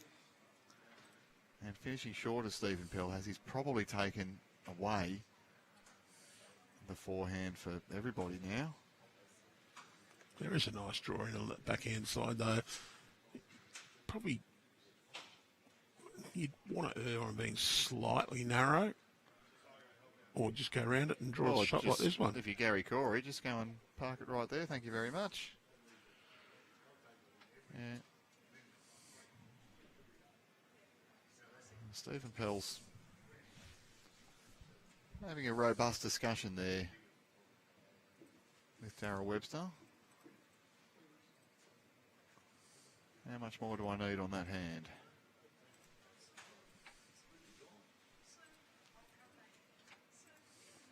Yeah, a little bit more turn coming this direction. The breeze coming from top right of screen. He's bounced off a couple there and well, might be good enough for second or third shot.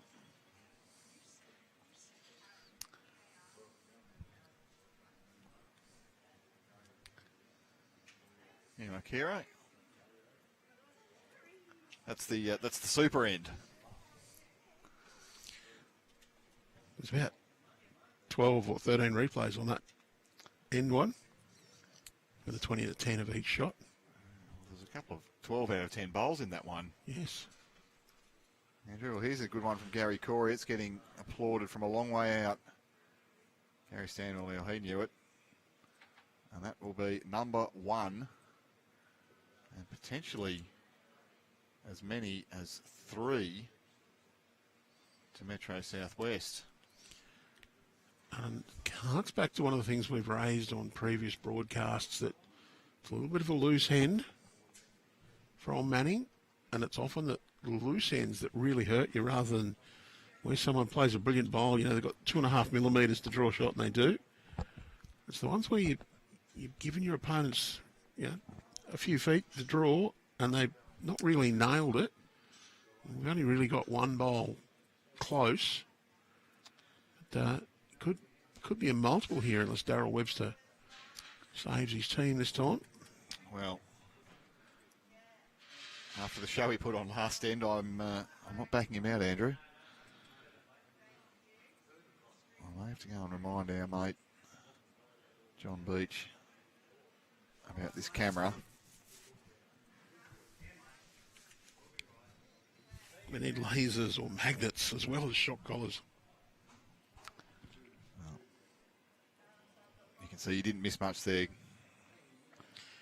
Daryl not quite on the right track.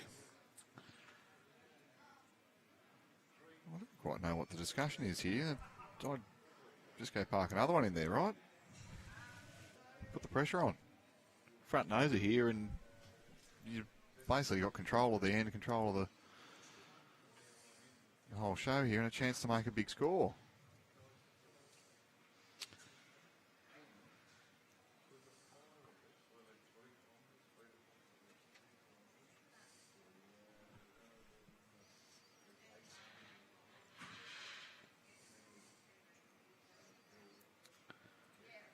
What's happening on the forehand here, Gary Stanwell? Well, he might be looking to try and remove a bowl. That dark blue bowl at the back maybe might be holding them out of a few more, but geez, it doesn't look an easy shot. Well, you'd almost think that the two blue bowls, the Drake's Pride Conquest, light blue, dark blue bowl, up near the centre line, short a bit, would be the next one after that anyway. Anyway, well, here's Daryl. This is going to change it around a bit anyway. It's just snuck around that one. Oh. Good second shot. It's a fair correction after his first two, Andrew. I mean, the first one was, well, you can see for yourself, viewers. Wasn't quite as good as that. But this is a good call here from Garry Corey. You just play the same thing. Put your nose on it.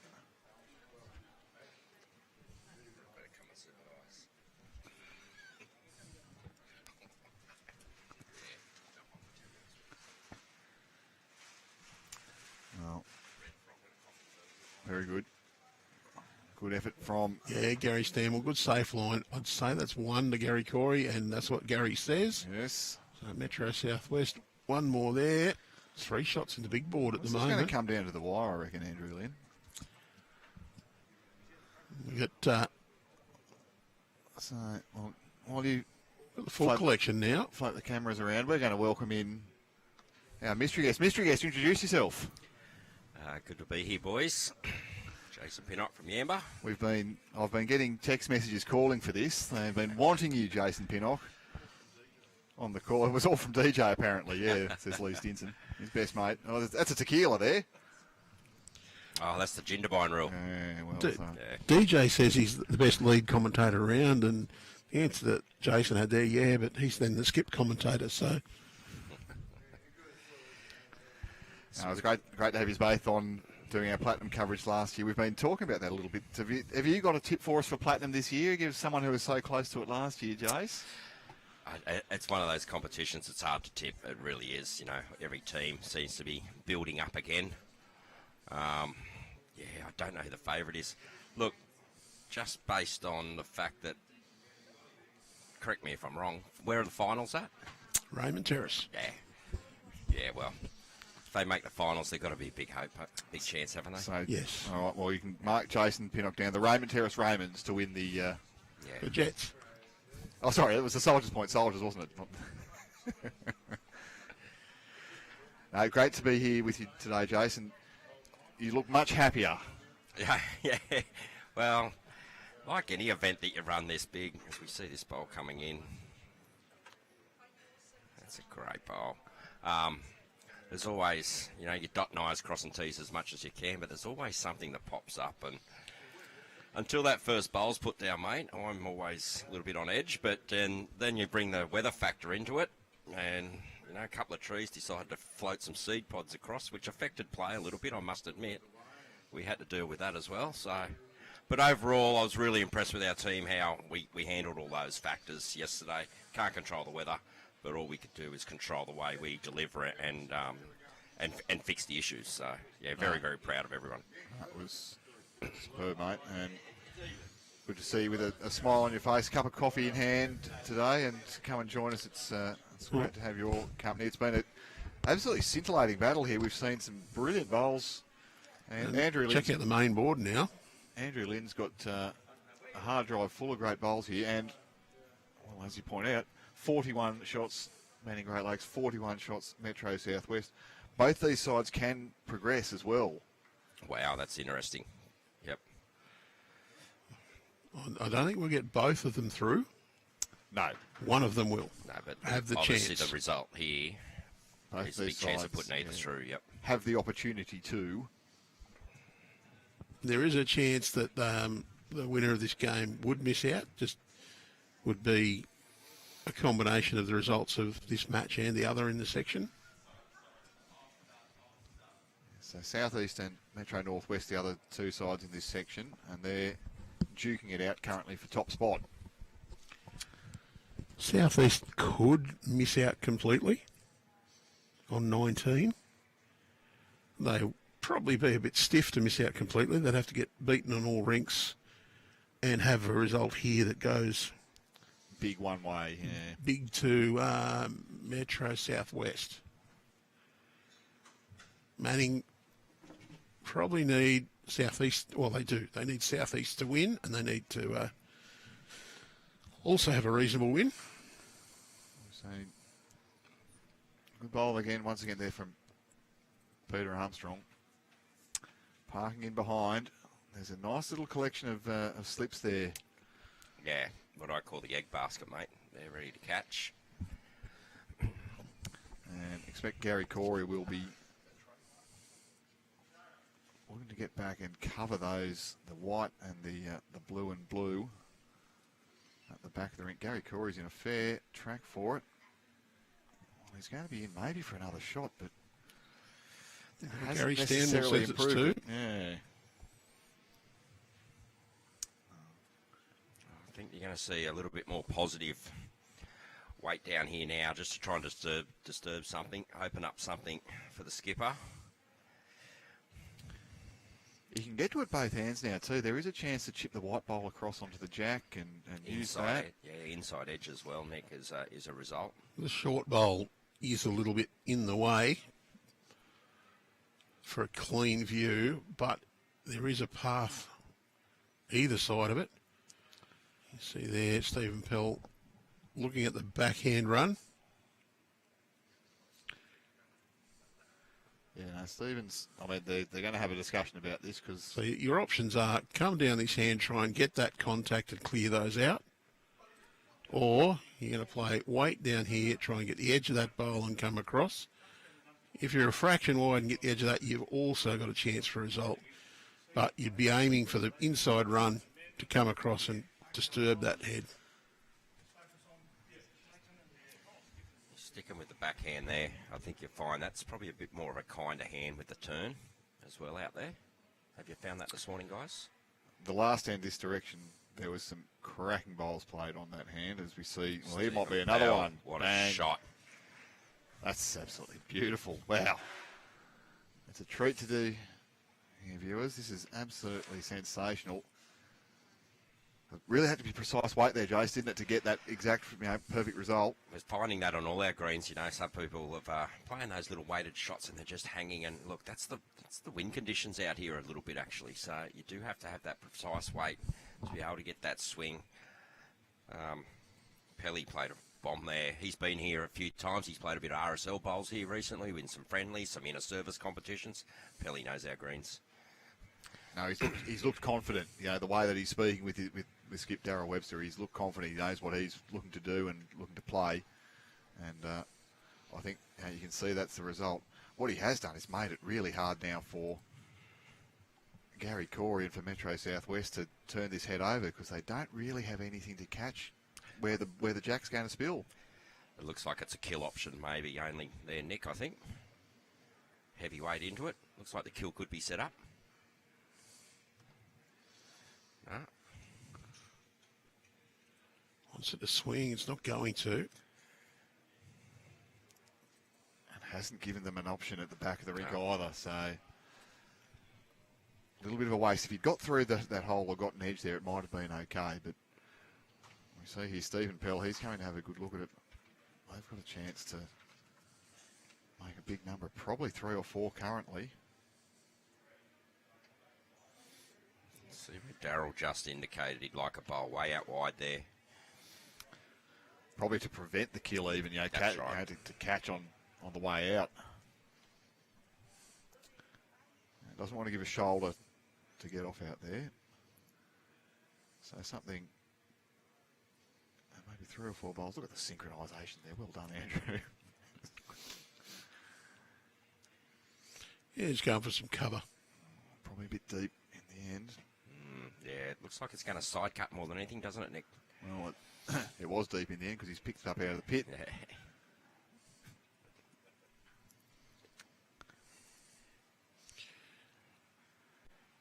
Problem coming this hand is to get the weight you want, you're probably going to hang around that bowl. So I'm thinking that the easiest shot might be just direct down this hand. You try and get that bowl onto it, or if you just get underneath this one onto here. The problem is, though, they're your closest bowls. You probably don't really want to rip them out. So you've either got to back yourself with your first. He's on a bit of a hiding to nothing here, really, isn't he, Gary? Like there's just not a lot of ways that this gets better for Metro Southwest. Well, he's going to play the backhand. So I wonder if he's going to try to draw it to cut it down. Yeah, and if you put that metre of weight on, it won't swing all the way back, and there's a big hole. it's a pretty fair shake, though. Yeah, I would have rather see that positive option from his third, I think, with his thirds bowl. Just Try go and really open something big. up. Yeah, exactly. Even if the front got cleared out. Get the first, even get the most front bowl, that's right.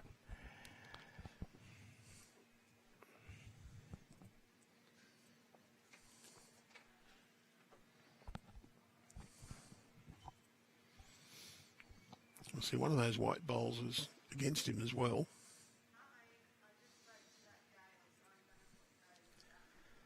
Well, Oh, you're right, isn't it? Sorry, yes, that's Garry Corey at the front. So it is probably only one or two. Yeah. So when we see the other end, you can see that the blue on the back, so that the bowl at the very front is their closest, and the other white bowl is John Beach's. So the danger is if you go quick on that hand and get John Beach there onto Garry, and that spits out without any contact, you're dropping another one. The danger's listening to us and not knowing whose bowls is whose. Well, it's we've been bluffed there though, because that's all we can see is white from our position. That's true, Nick. In our defence. So I can see the point of playing on that backhand side. What he's trying to do is just get down to the bowl. He's changed it over now. So not going big. Maybe what he wants to do is just get a roll out of Garry or just draw around those. Well, with precise weight, he will get the pull back all the way into there. Just hang a little bit wide, hey? Well, his grass line is nearly perfect, but he had to play absolutely perfect combination of grass and line just to sneak around the front bowl. I'd be tempted now if I'm Daryl Webster to say, you know what? We're behind on the big board. Chicken tonight again, Andrew, you reckon? Let's just take that one or two.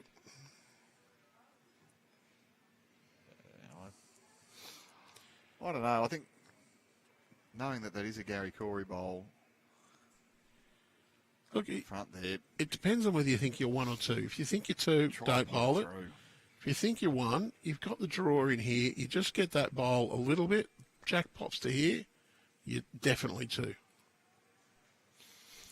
And if your own bowl happens to roll in, you can make it three. Just depends on how brave you're feeling. Given his recent form, I think he's entitled to play it with confidence. He has played a few bombs. He's on an attacking line anyway. Oh, half a bowl narrow. Well, clear road past the front there, and he hunts that bowl out of Garry Corey. So it's going to be just claim the one. Uno. 42 all once again. And enthralling contest. 15 ends on the master board to go. 5 more ends to be completed in this contest. Tony Thurtell and Stephen Harris are neck and neck, as is Patrick Stith and Paul Jobson. Yeah, no change on the score on those ones yet.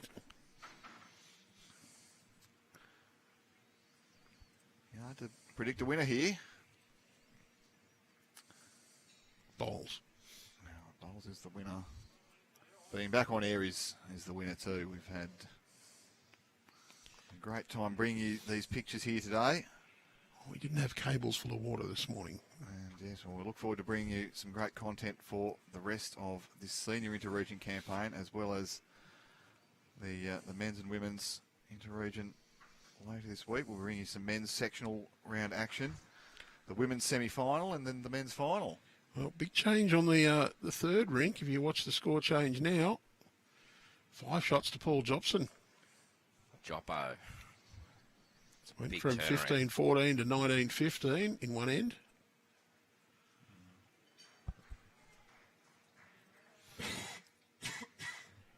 Jumps Manning back to a 4-shot lead overall. We've seen a few swings and roundabouts like that in this game. It's been up and down, backwards and forwards. Well, Manning, not a comfortable but a healthy advantage early. Metro Southwest has caught up, and now Manning's just got the nose in front. We do have 13 ends to go, 4 shots. Certainly, it's not shut up shop yet.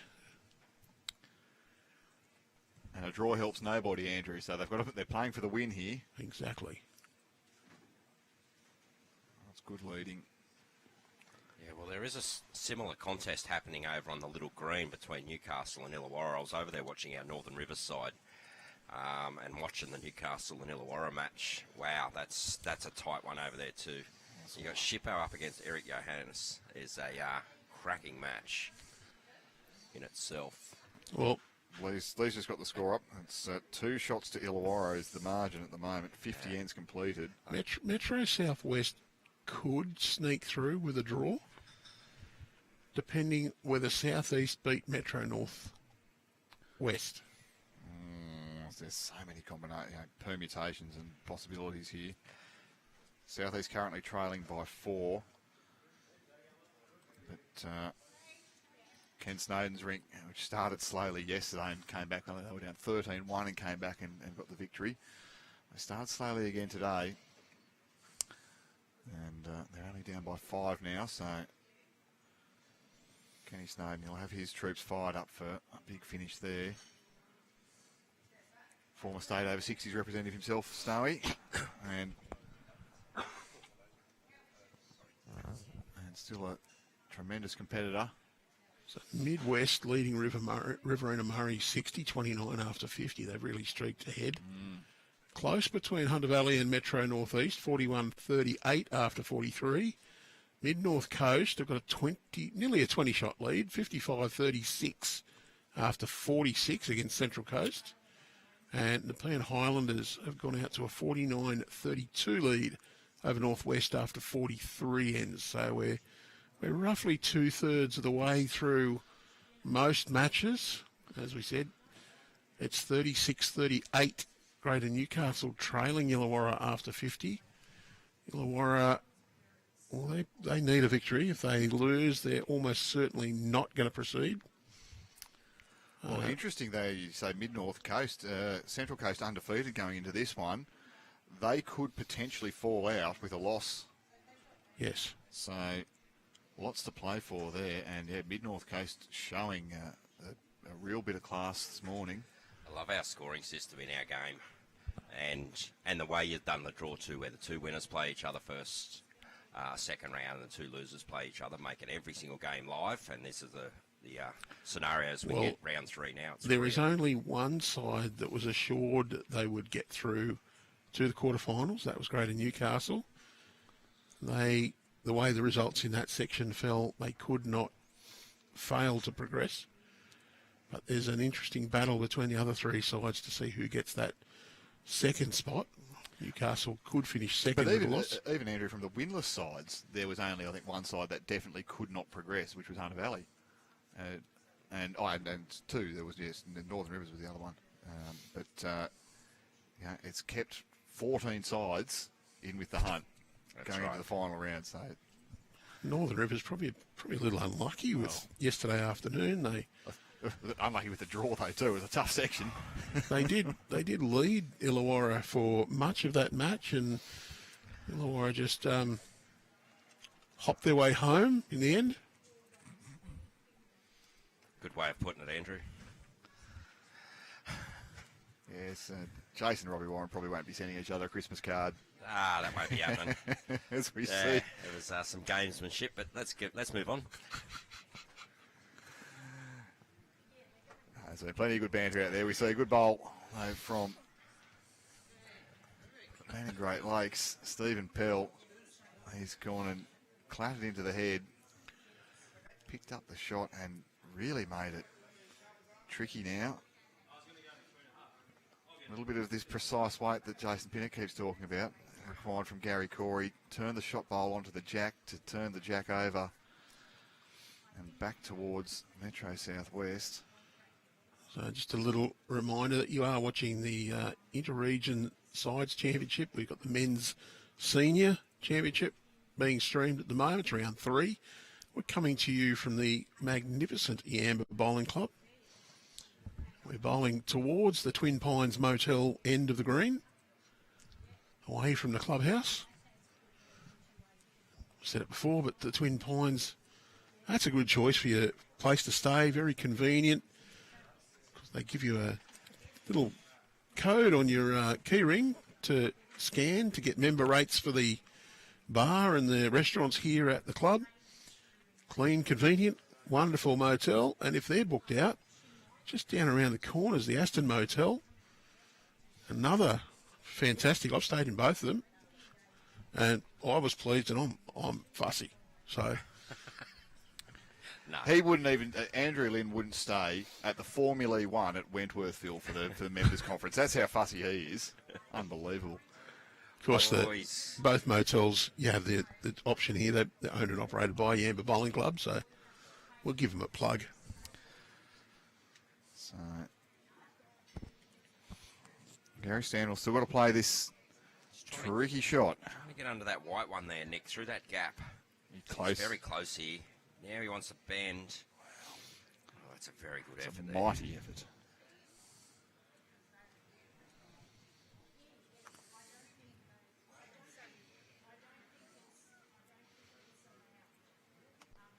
Now it's first class or no class all the way for you, Andrew Lynn. We know that. So if you're wrapping these motels, they must be red hot.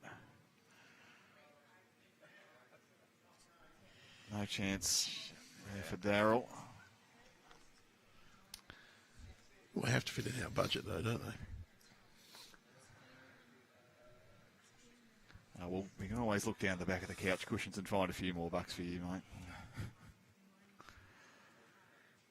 Garry's having take two on this shot. This looks better. It does. It does. You can use that. Well, look at that. Oh, it's very consistent. It was a bowl better. That's all it was. And it's a not a shaky one, but it was a lonely one there to Manning Great Lakes. Yeah, but a big one in the context of the match, really. Every single shot now is going to be important for both these sides.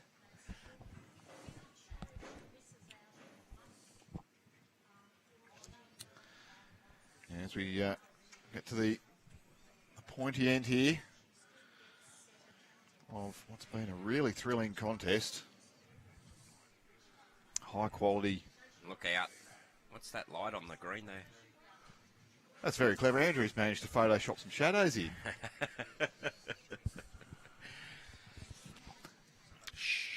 I was very pleased to see there's sunscreen aplenty around the place, Jason. Very good of the club to provide that, as we know. Yeah, well, we saved a bit day one. We did, so. Oh, you made it up with selling raincoats, though, didn't you? Yeah, that's true. Yeah, Was it- with our there was a- shop here, yes. There was a few new members. There was a few members walking around in those nice Yamba track jackets yesterday afternoon that I didn't believe were Yamba members. They just must have found they perhaps packed a bit too light. Maybe, I think, mate. Maybe. So Manning has just eased ahead a little bit further. Yeah, 7 There. shots. Paul Jobson out to a 5-shot lead over Paddy Smith. And Steve Harris 2 shots behind Stephen Thurtell. Tony Thurtell.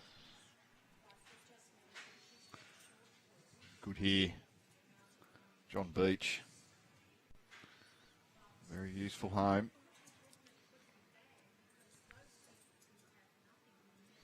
And we know how tough it is to play matches on the live stream. Must play with some players' heads, you know. Can we know anyone who's got a bad record on the live stream? Don't speak too soon. Oh, he's got a bit of luck there. Side cut. Part of their game, it is. No, we know how to stop a red-hot form of Jason Penny because we put the camera behind him. That's why I don't enter New South Wales events myself anymore. you can catch Jason at the Vic Open, the Australian Open, the Penguin Pairs in Tasmania. No, look, to be fair, we did have a hot shot of Jason from his match here at Yamba in the Classic Pairs. We took one of those. It's just his opponents lift and play really well on the stream. Very kind of you, fellas. Thanks.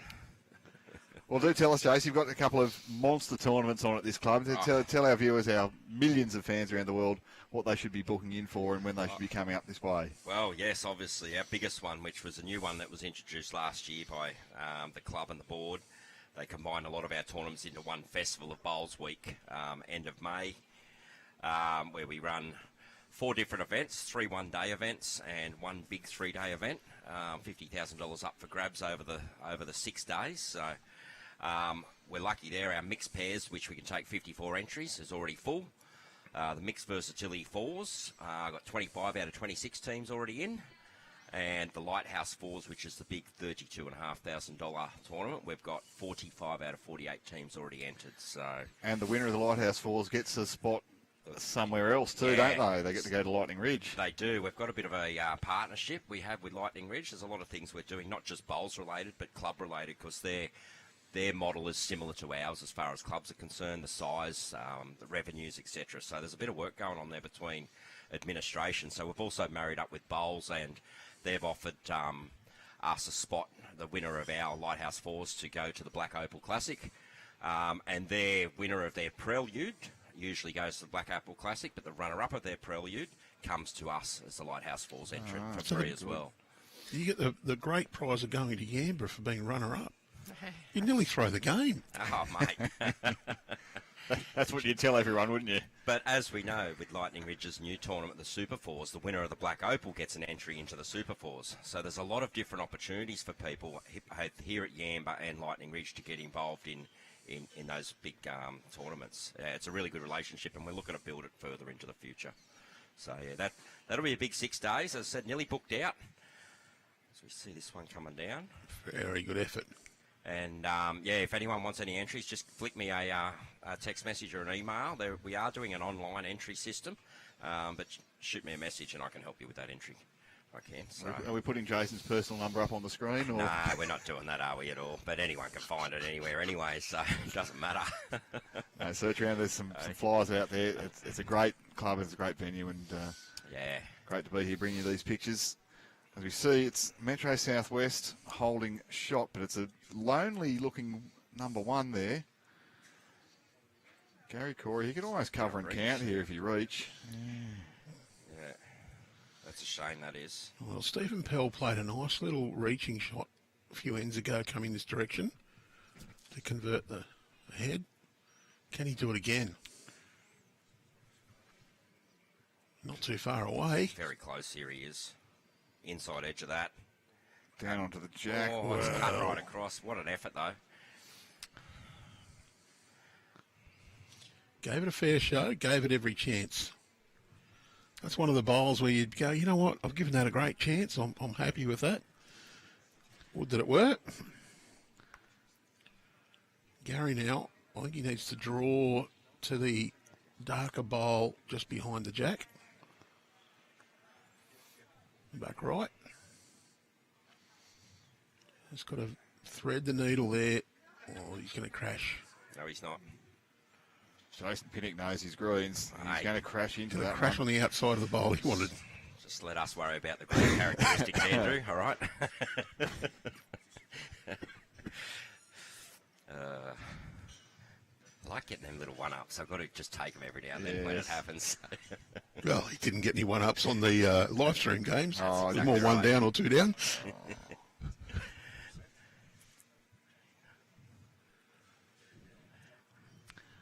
What that has done, though, is it's given Metro Southwest probably first and third now. So that's right. You know, you can't, if you're Daryl Webster, go steaming into that like he may have wanted. You can still play to reach, though. I think he's looking to change it up. Trial that and get a good one for yourself, you know. Well, he pokes it through the holes. John Beach's bowl behind. A bit underneath here. John Beach is in front here too, which he's not quite clipped up. That's not too bad at home, though, because he can now just... The danger for Metro is that he comes in here, that jack pokes through that hole to there. There's John Beach to catch. And even if it does go to there, he's still only one down. So there is that chance. I'd like Gary Stanwell to pop a bowl there. Just looking at the flags again. I wonder if that breeze is going to permit quite enough turn, quite enough finish to get down there. We know this end is a little bit more protected, playing back towards the clubhouse, but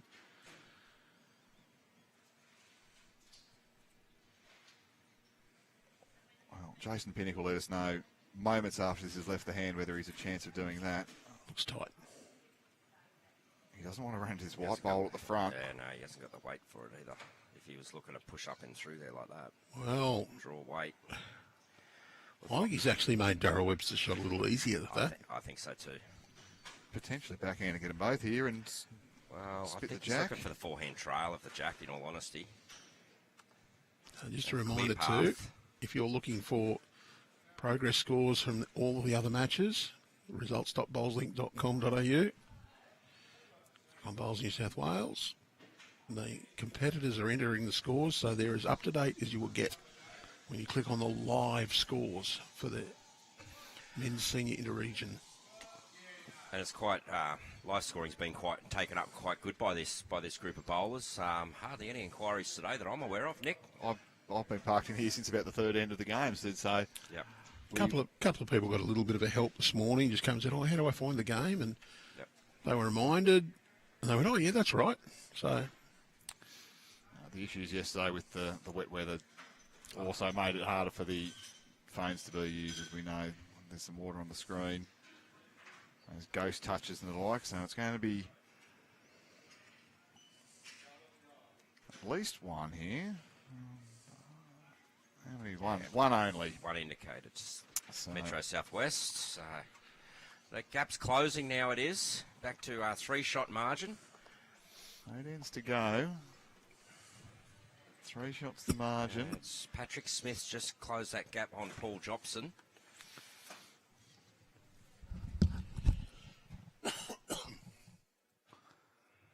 Andrew Lynn takes a much needed swig of his tea.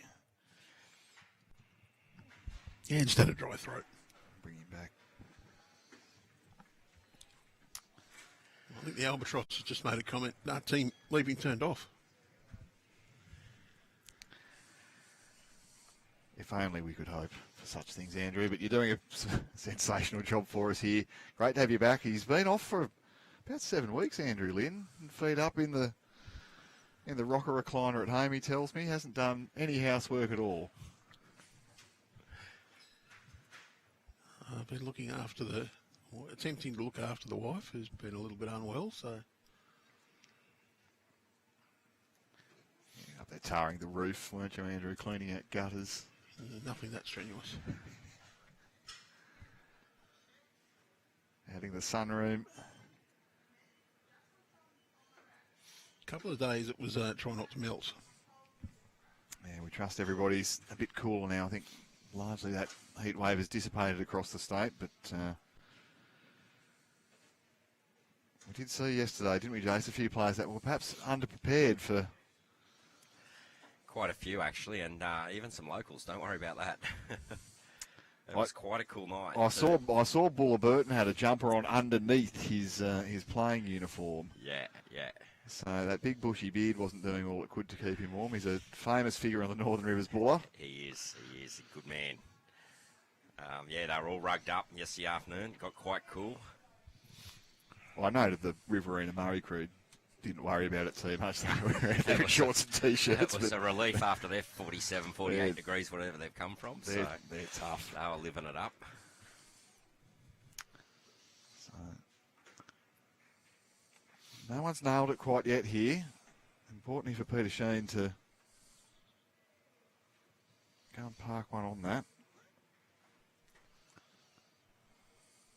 So that hand is holding a little bit, and I wonder, James, Yeah, is that the surprises me. The breeze isn't doing as much as No. what it appears to be doing to the bowls. It's nearly coming directly from south too. It's not that slight southeasterly that we get. So Well, yes, yesterday it was sort of from top right of picture, wasn't it? yeah, well, first thing in the morning it was basically from right to left, where it was a very unusual westerly yesterday morning. But then it changed quickly just as you started play, more to that southwesterly. Well, I know Peter played the forehand on his last, but there's probably some discussion about the value in that now. That last bowl's on its way in, but he's saying, no, stay out there, persevere.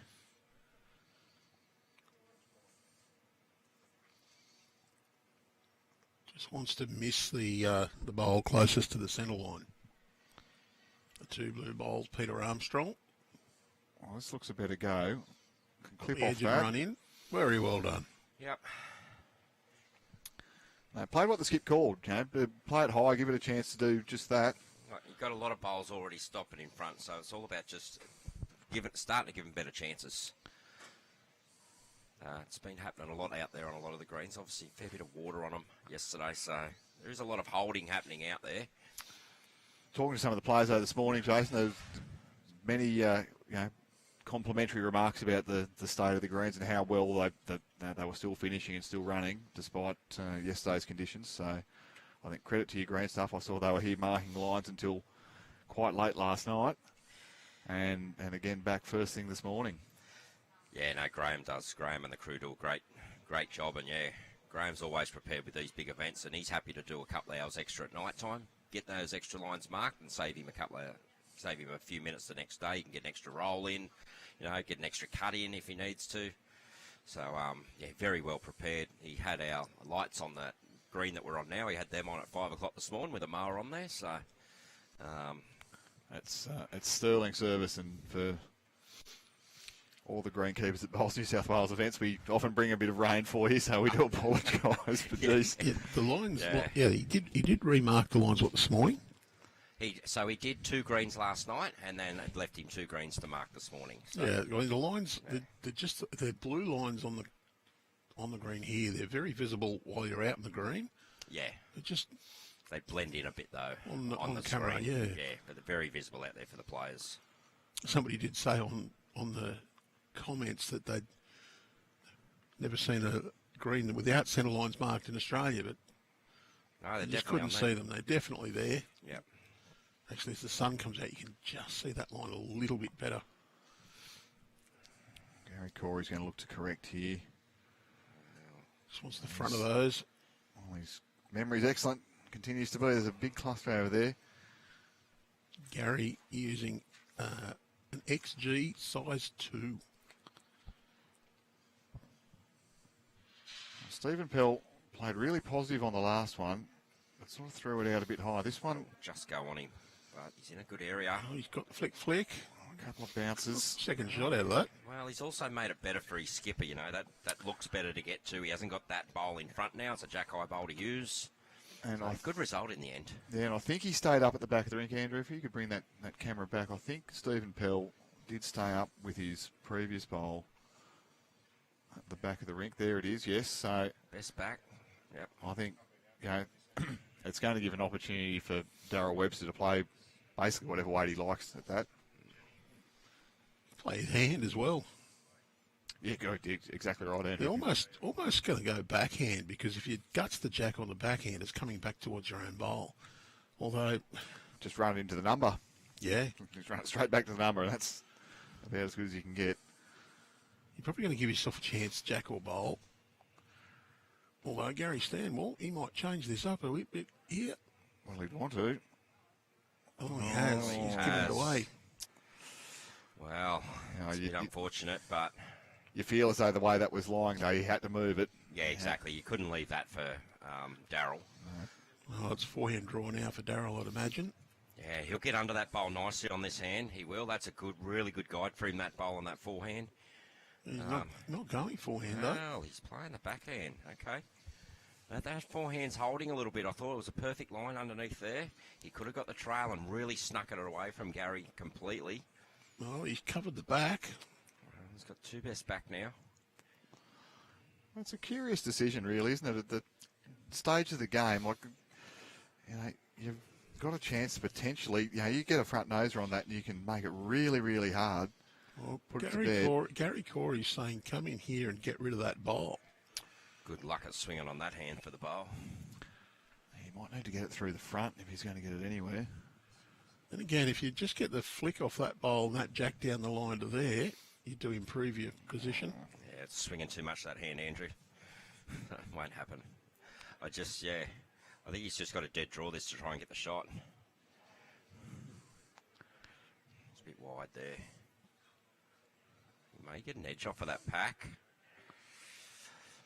Well, what that does is takes away any chance of Daryl Webster potentially looking to pot the jack to make a big count there. It would have been a bold shot, but it was on. No, I think I'd be looking at the big board saying, you know what, we're in front. I'll pick up a 1 or a 2. I'd actually like him now just to stick with that backhand side. You're just going to draw around those. You finish here. You get another shot. Make it 2. Yeah, I mean, if you're only playing draw weight, there's no risk of going wide onto blue. Right. But That hand holding, if you come out here and knock that one over, it's a 2-shot turnaround. They are looking at whether or not to trail it. I just don't like that shot with that last bowl there now. I mean, we say it all the time, don't we? Risk and reward. Yeah, it's something they got to weigh up here, you know. Do we go for that possible chance for a multiple here on that forehand? One in the hand, though, when you're 4 ahead with not many ends to play is a pretty hard thing to give up.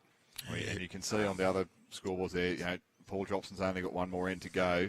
You do see some players that might be gaming it a little bit here. Let's slow it down. We feel like our rank's the best chance of picking up a score. Let's be the last ones out there. Especially when you're holding the shot too right now. Now, this is not gamesmanship. This is smart rink management. It is. Correct. Well, it is completed on the Jobson-Smith rink. It was 19 shots to Patrick Smith, 20 shots Paul Jobson. So that game is completed. So Manning Great Lakes have got 1 rink up at least. Well, he's played a great line. He just needed a couple of feet more weight. It is 1 to Manning Great Lakes. Just pushes that lead out by 1 more shot. And I think that was the sensible option. Maybe a little conservative, but it's not always a bad thing. Yeah, so if the game was to finish now, Manning Great Lakes would go to 10, 11, 12. So, yeah, so if the game was to finish now, Manning Great Lakes would get maximum points, which would take them to 12. And they would require Metro Northwest to only pick up 1 rink and lose if the game was to finish now. So we're And saying... they're 1 behind on the middle rink, mate. Yeah. Oh, sorry. Oh, that's changed, Andrew. How dare you. Tony Thurtell leads 18-17. I just updated that one. Wow. So at the moment it's 9-1 to Manning Great Lakes. Manning Great Lakes need the 10, is that correct, guys? No, they possibly sneak through with a 9. Okay. If Metro Northwest don't win them.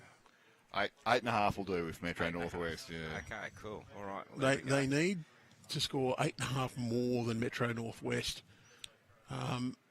because they're probably not going to improve their margin enough unless there's a big margin in the other game. And I can see out the window here, it's 40 to 38 in that match over there. So We can see it online as well. I can see on the Bolsnick app. hey, my eyes are better than that, guys.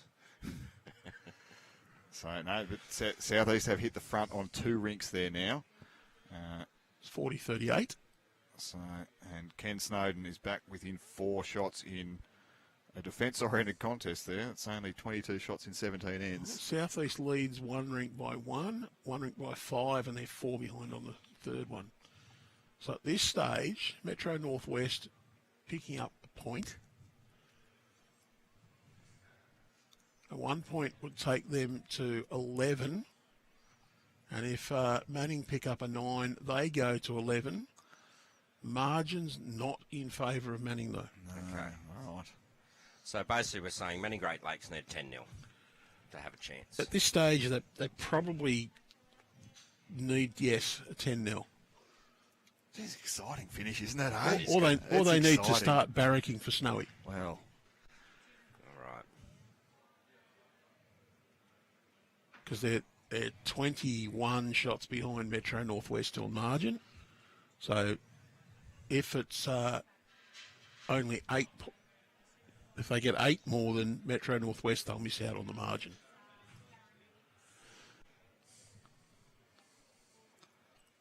well, it's been a quality contest. This is well down here, this one. Oh, yes, Peter Sheen. Oh, Timely. A quick run through of the rest of the games. Metro Southeast, 17 shots up with 11 ends to go over Northern Rivers, 10 ends to go over Northern Rivers. It's 64-47. Greater Newcastle, they're 5 shots ahead of Illawarra now after 58 ends. So Illawarra fans like myself, you might want to get the crying towel out ready. Riverina Murray, well, they're going down to Midwest. They're 35.68 behind after 59. Metro Northeast now leading Hunter Valley 50.43 after 52. Hunter Valley led that one early and fairly comfortably in some respects. Central Coast, well, they're struggling 43 behind Mid-North Coast 59. Wow, that's big for that section. And Nepean Highlanders 6 in front of Northwest with 11 ends to go. It's 54.48. Lots of games in the balance. Lots of sections still in the balance, therefore. Hunter Valley's honesty session might have worn off by now. They started so brightly. Well, Mid-North Coast leads handsomely on 2 rinks. 2 rinks. Well, Here we handsomely go. on 1. What a bowl here. What a cracker. Crowd goes up outside. It's 22.16 and 28.10 of the 2 rinks led by Mid-North Coast. And it's 17.9 on the other in favour of Central Coast. That's a big bowl for men in Great Lakes in the context of this match. That head wasn't setting up nicely for them.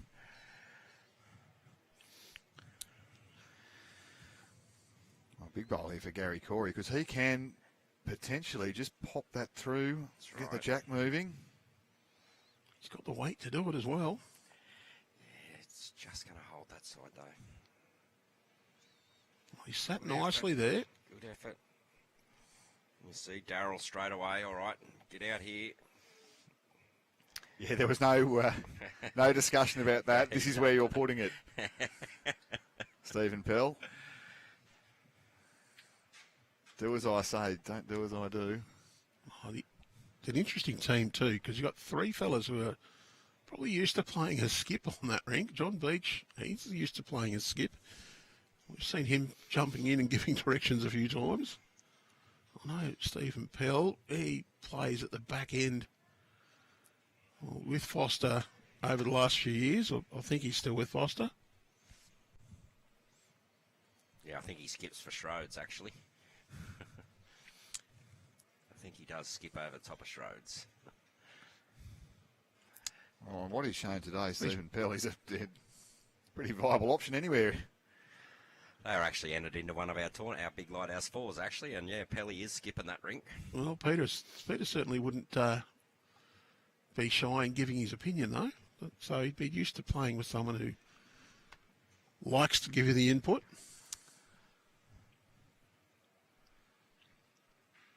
You don't know that there's a risk that shot bowl might fall over at any moment. It is precarious, isn't it? Like, I've had a good look out the window. I've had a good look on the monitor.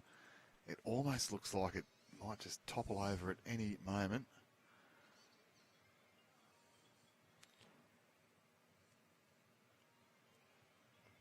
Reminder that Goodwin Home Care, our partner, click the link in the video description for information about Goodwin Home Care. Daryl Webster, backhand draw. I'd say just like to slide in that gap to the right of the jack and just get some good position. And, oh, not too bad at home. You can see there. Garry Stanwell's got a bit of a decision to make here. There's a couple of catches at the back of the rink that belong to men in Great Lakes. It's hard to see the jack going the direction that he needs it to go to make the shot. You know, unless it pops somehow down the line, but it's hard to see it going that way. But your favourite at this stage of the game, he's going to have to play something and get it out in the open and give himself a chance with the second bowl. That'll duck away, unfortunately, unless he's got big weight, which he doesn't have. Well, those fortunates. Well, Oh, it might have made his shot harder for his next one. well, the other thing is maybe the kill could be on with that angle too. He could probably make it easier, hit that bowl, gets the kill. It could have actually made it easier, but We saw Stephen Pell saying, that bowl of Garry Corey's I want you to beat, please. yeah. Metro Southwest, A win Oh, he's done just that too. So puts them in to a position where they could qualify, depending on the result between Southeast and Metro Northwest. I'm just thinking, like, this is almost one of those ones where, he's going to play it right, but do you almost just declare it one down and say, I can't get a shot there? There is a risk that any contact on that Jackie could go more than one down. If you're Garry Stanwell. And you back yourself to then score, you put yourself 5 behind. So they're having this discussion. If you get the telestrator up, Andrew, I don't know that there's anywhere that the jack is likely to move where it's a shot for. It's only going to go that way, right? But if you look outside, I don't know if you can see, Nick. I can. Yeah, I'm having a look. That angle, it's going straight in between the yellow and blue bowl as a kill. So there's that opportunity there. So belt it for a none down and try again, or that's right. Like there's not much. There's no use him mucking around with fine weight there. He can go down more. Well, that pops across there. There's Daryl's bowls waiting for it. Yeah, and that's the risk. If it catches on anything out there, it's danger. So I think you're right. It's either kill or just cop the fact that you're one down. He's going big. He's going to stay wide. Yeah, I think one down's probably an okay outcome, really. Reset. You've got an end to play. It is now 5 that you need, though, to get a chop here. And you probably need to win the rink. Certainly you need to win this end with a decent score to give yourself a shot at the big board. Yeah, well, it looks as though Tony Thurtell and Stephen Harris is going to be the last match out there.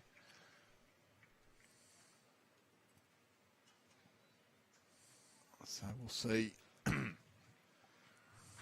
See what it finishes up like, but thank you for sticking with us, viewers, wherever you're watching around Australia or around the world. Andrew in the driver's seat. Nick Hind alongside. In the back seat, he's Jason Pinnock.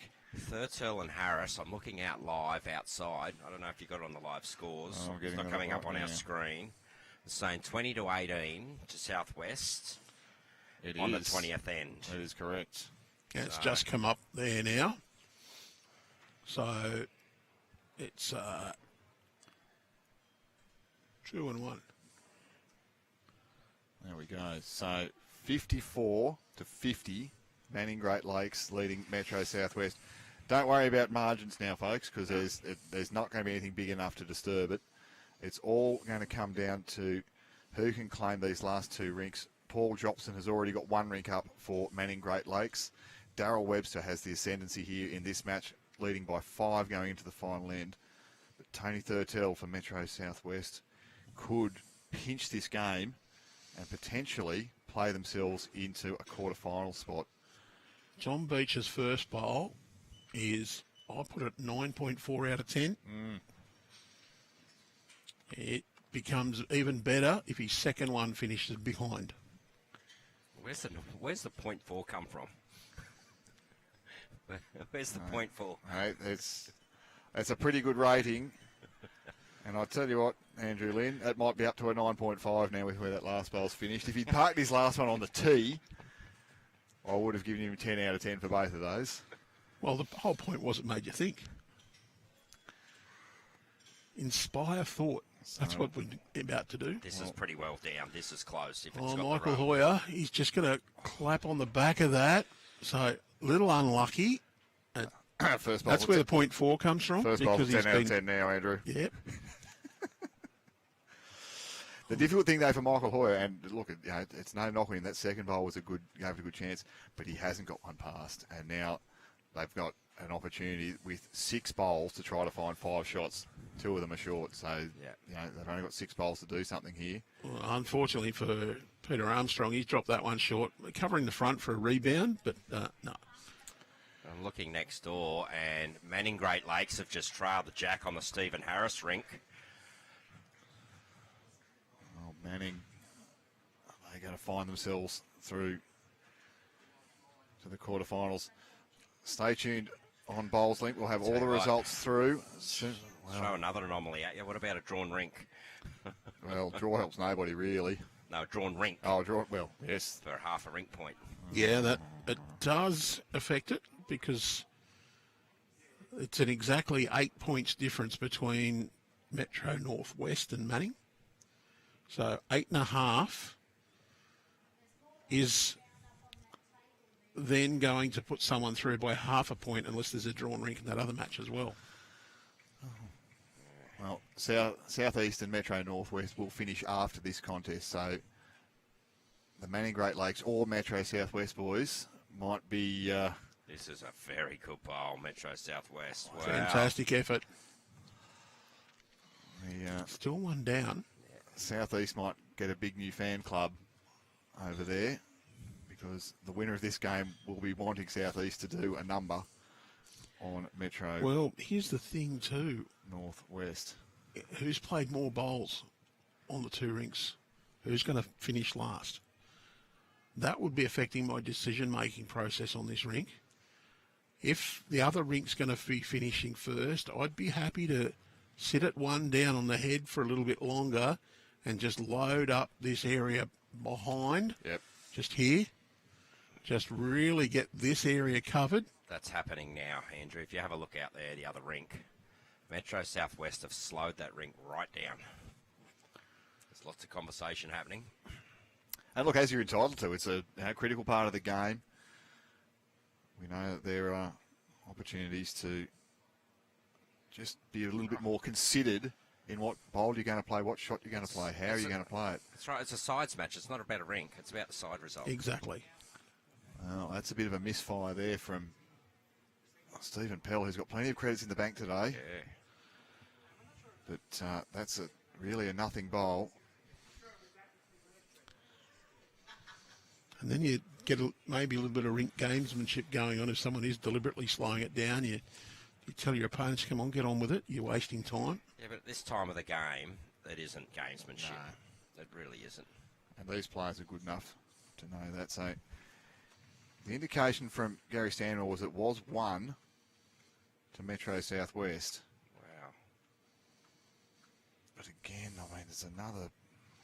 It's really a nothing bowl. The pressure of the situation perhaps getting to these players a little bit. Well, Daryl Webster, he might be willing to accept one down here. He'd still win the rink, get the point, still leave them 3 ahead. You just have to keep an eye on the adjacent rink just to see how things are developing.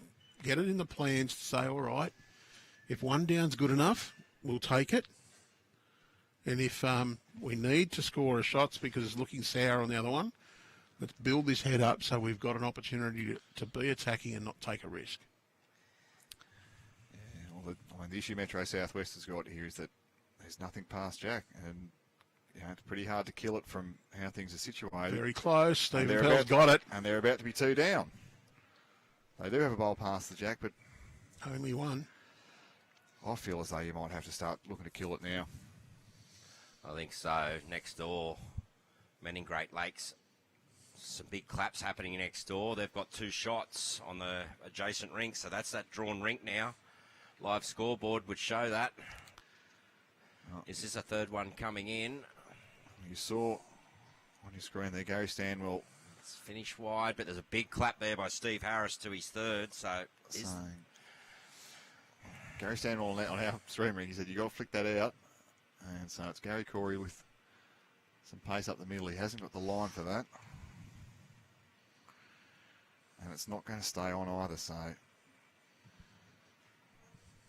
tough time to be playing that sort of shot and not getting a result. Daryl Webster talking to his troops. They know what the mission is here. if I'm Daryl Webster, we're going through a menu right now, and we're going to have a look at what we're eating tonight while we watch the rink next door. Do some footy tip and predictions for 2026. Yeah, put your platinum in for every round. Who's going to win in round 13 when Wenty play Belrose? Who knows? See one omission in the Belrose squad, the mighty Billy Johnson. Didn't see his name in the squad this year. No, he has been now. been nice working with you once again, Andrew Lee. That's twice you've found yourself. I hope you've enjoyed your 30 years of Bowls New South Wales, mate, and enjoy your next chapter wherever you end up at. No, I think Billy's taken the attitude that this point of his life, he's working and has some other priorities. Lily might be more of a priority than practicing for bowls, so understandable too. he's just taken a step back. And You're not suggesting he'll be practicing for something else, Andrew? No, I think he'd be happy to go and work at a couple of platinum matches. I do see in the roster that staff sharing it around. That's a great. Stephen Harris has drawn another shot next door. That'd be interesting to see how that standing it would be. Daryl Webster now. Well, that's a nothing bowl, but They're playing in the same direction we are, so I can't get that in camera to switch across. We may get a chance to go across there yet, Andrew. well, I can see its weight on the neighbouring rink. There's a big drive coming next door. Bowls have bounced around everywhere, but I don't think it's done much for. I think they might have got the third shot out of Manning Great Lakes by the look of that. There was a wide red bowl. Yeah, they need to get shot, not just third shot or second shot. No, they've got two. I think they had three. Metro. No. Yeah. Manning So, Great Lakes. yeah, And that would get them the rink win. That's what I'm saying. Oh, yeah. On the And that Stephen is Harris. important. That's right. Well, results coming through. Here we go, up the middle, but just underneath. That was a Manning bowl that got clipped across. Perhaps makes it a little bit easier for the kill to happen. I think if you're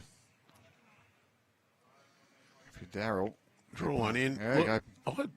Cover and count. I wouldn't even mind if he drew a tiny little toucher and poked that jack in behind. Anyway, hands have been shaken next door, Andrew, so we're going to miss it. I'm not sure. I have to wait for the live scores to come through. There was a hat on the ground from Stephen Harris. Oh, Daryl Webster. But that's going to make... Well, that's going to make the kill almost impossible because that jack's going Absolutely. straight back to the number now, isn't it, Jace? Absolutely it is, and we'll see what happened next door, but... Swing hard in case he hit it, I think, Garry Stanwell. It's 20 all. 20 all. There we go. I think Stephen Harris dropped just a bit short with his last bowl to get a third shot. So, Garry Stanwell's got to kill it. You got one end to play.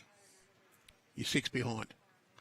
And a draw is probably... They need to get a 7. So, you're really clutching at straws.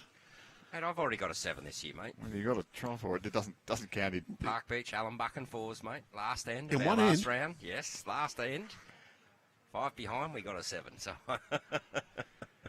What year were your opponents in at school? Allen Buck, no, actually, that was a very handy team too, actually. So they can happen. That's what I'm saying. It can happen. It can happen, but it won't happen here. It's going to be a victory. No, Manning Great Lakes will take an 8.5. Actually, it'll be 9.5. That is really important. 2 shots is what's been agreed. 2 shots to Daryl Webster. He ends up winning 16-11, and it's 58-50.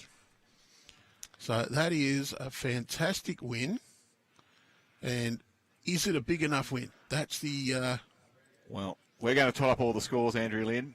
We're still waiting on the result of Southeast versus Metro Northwest, so make sure that you've got the computer on the BowlsLink results portal. Download the BowlsLink app. When are we coming back, Andrew? What's our next schedule? quarterfinal. So we'll let you know. Make sure that you like, follow, subscribe. Have your notifications turned on. We'll be back at about 1 o'clock. I'm guessing it is probably just a bit later by the time the other games finish. We do have to wait for pretty much all games to finish and then a half an hour break. So until then, it's a very good afternoon, and we'll welcome you back to Yamba in around half an hour, 3/4 of an hour. The TAB Platinum Pennant is back for Season 3. Let's roll.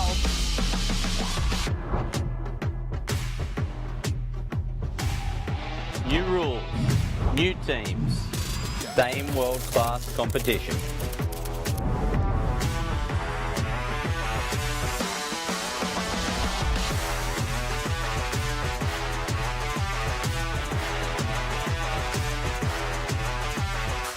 144 elite bowlers representing 12 of the best clubs in New South Wales.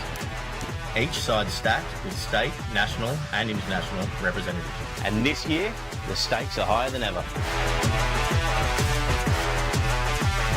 Starting next February, watch premier matches across 11 electrifying rounds. Plus this year, we head to Soldiers Point for Magic Round. Every team, one location, all on February 28th. A bowling masterclass you don't want to miss. After the regular season, all roads lead to Raymond Terrace for the TAB Platinum Pennant Finals. The stage is set for season 3 of the TAB Platinum Pennant, and we're ready to put on a show. Go the Griffin! Go the Koalas! Up the Jets! Up the Kiwis! The TAB Platinum Pennant is back.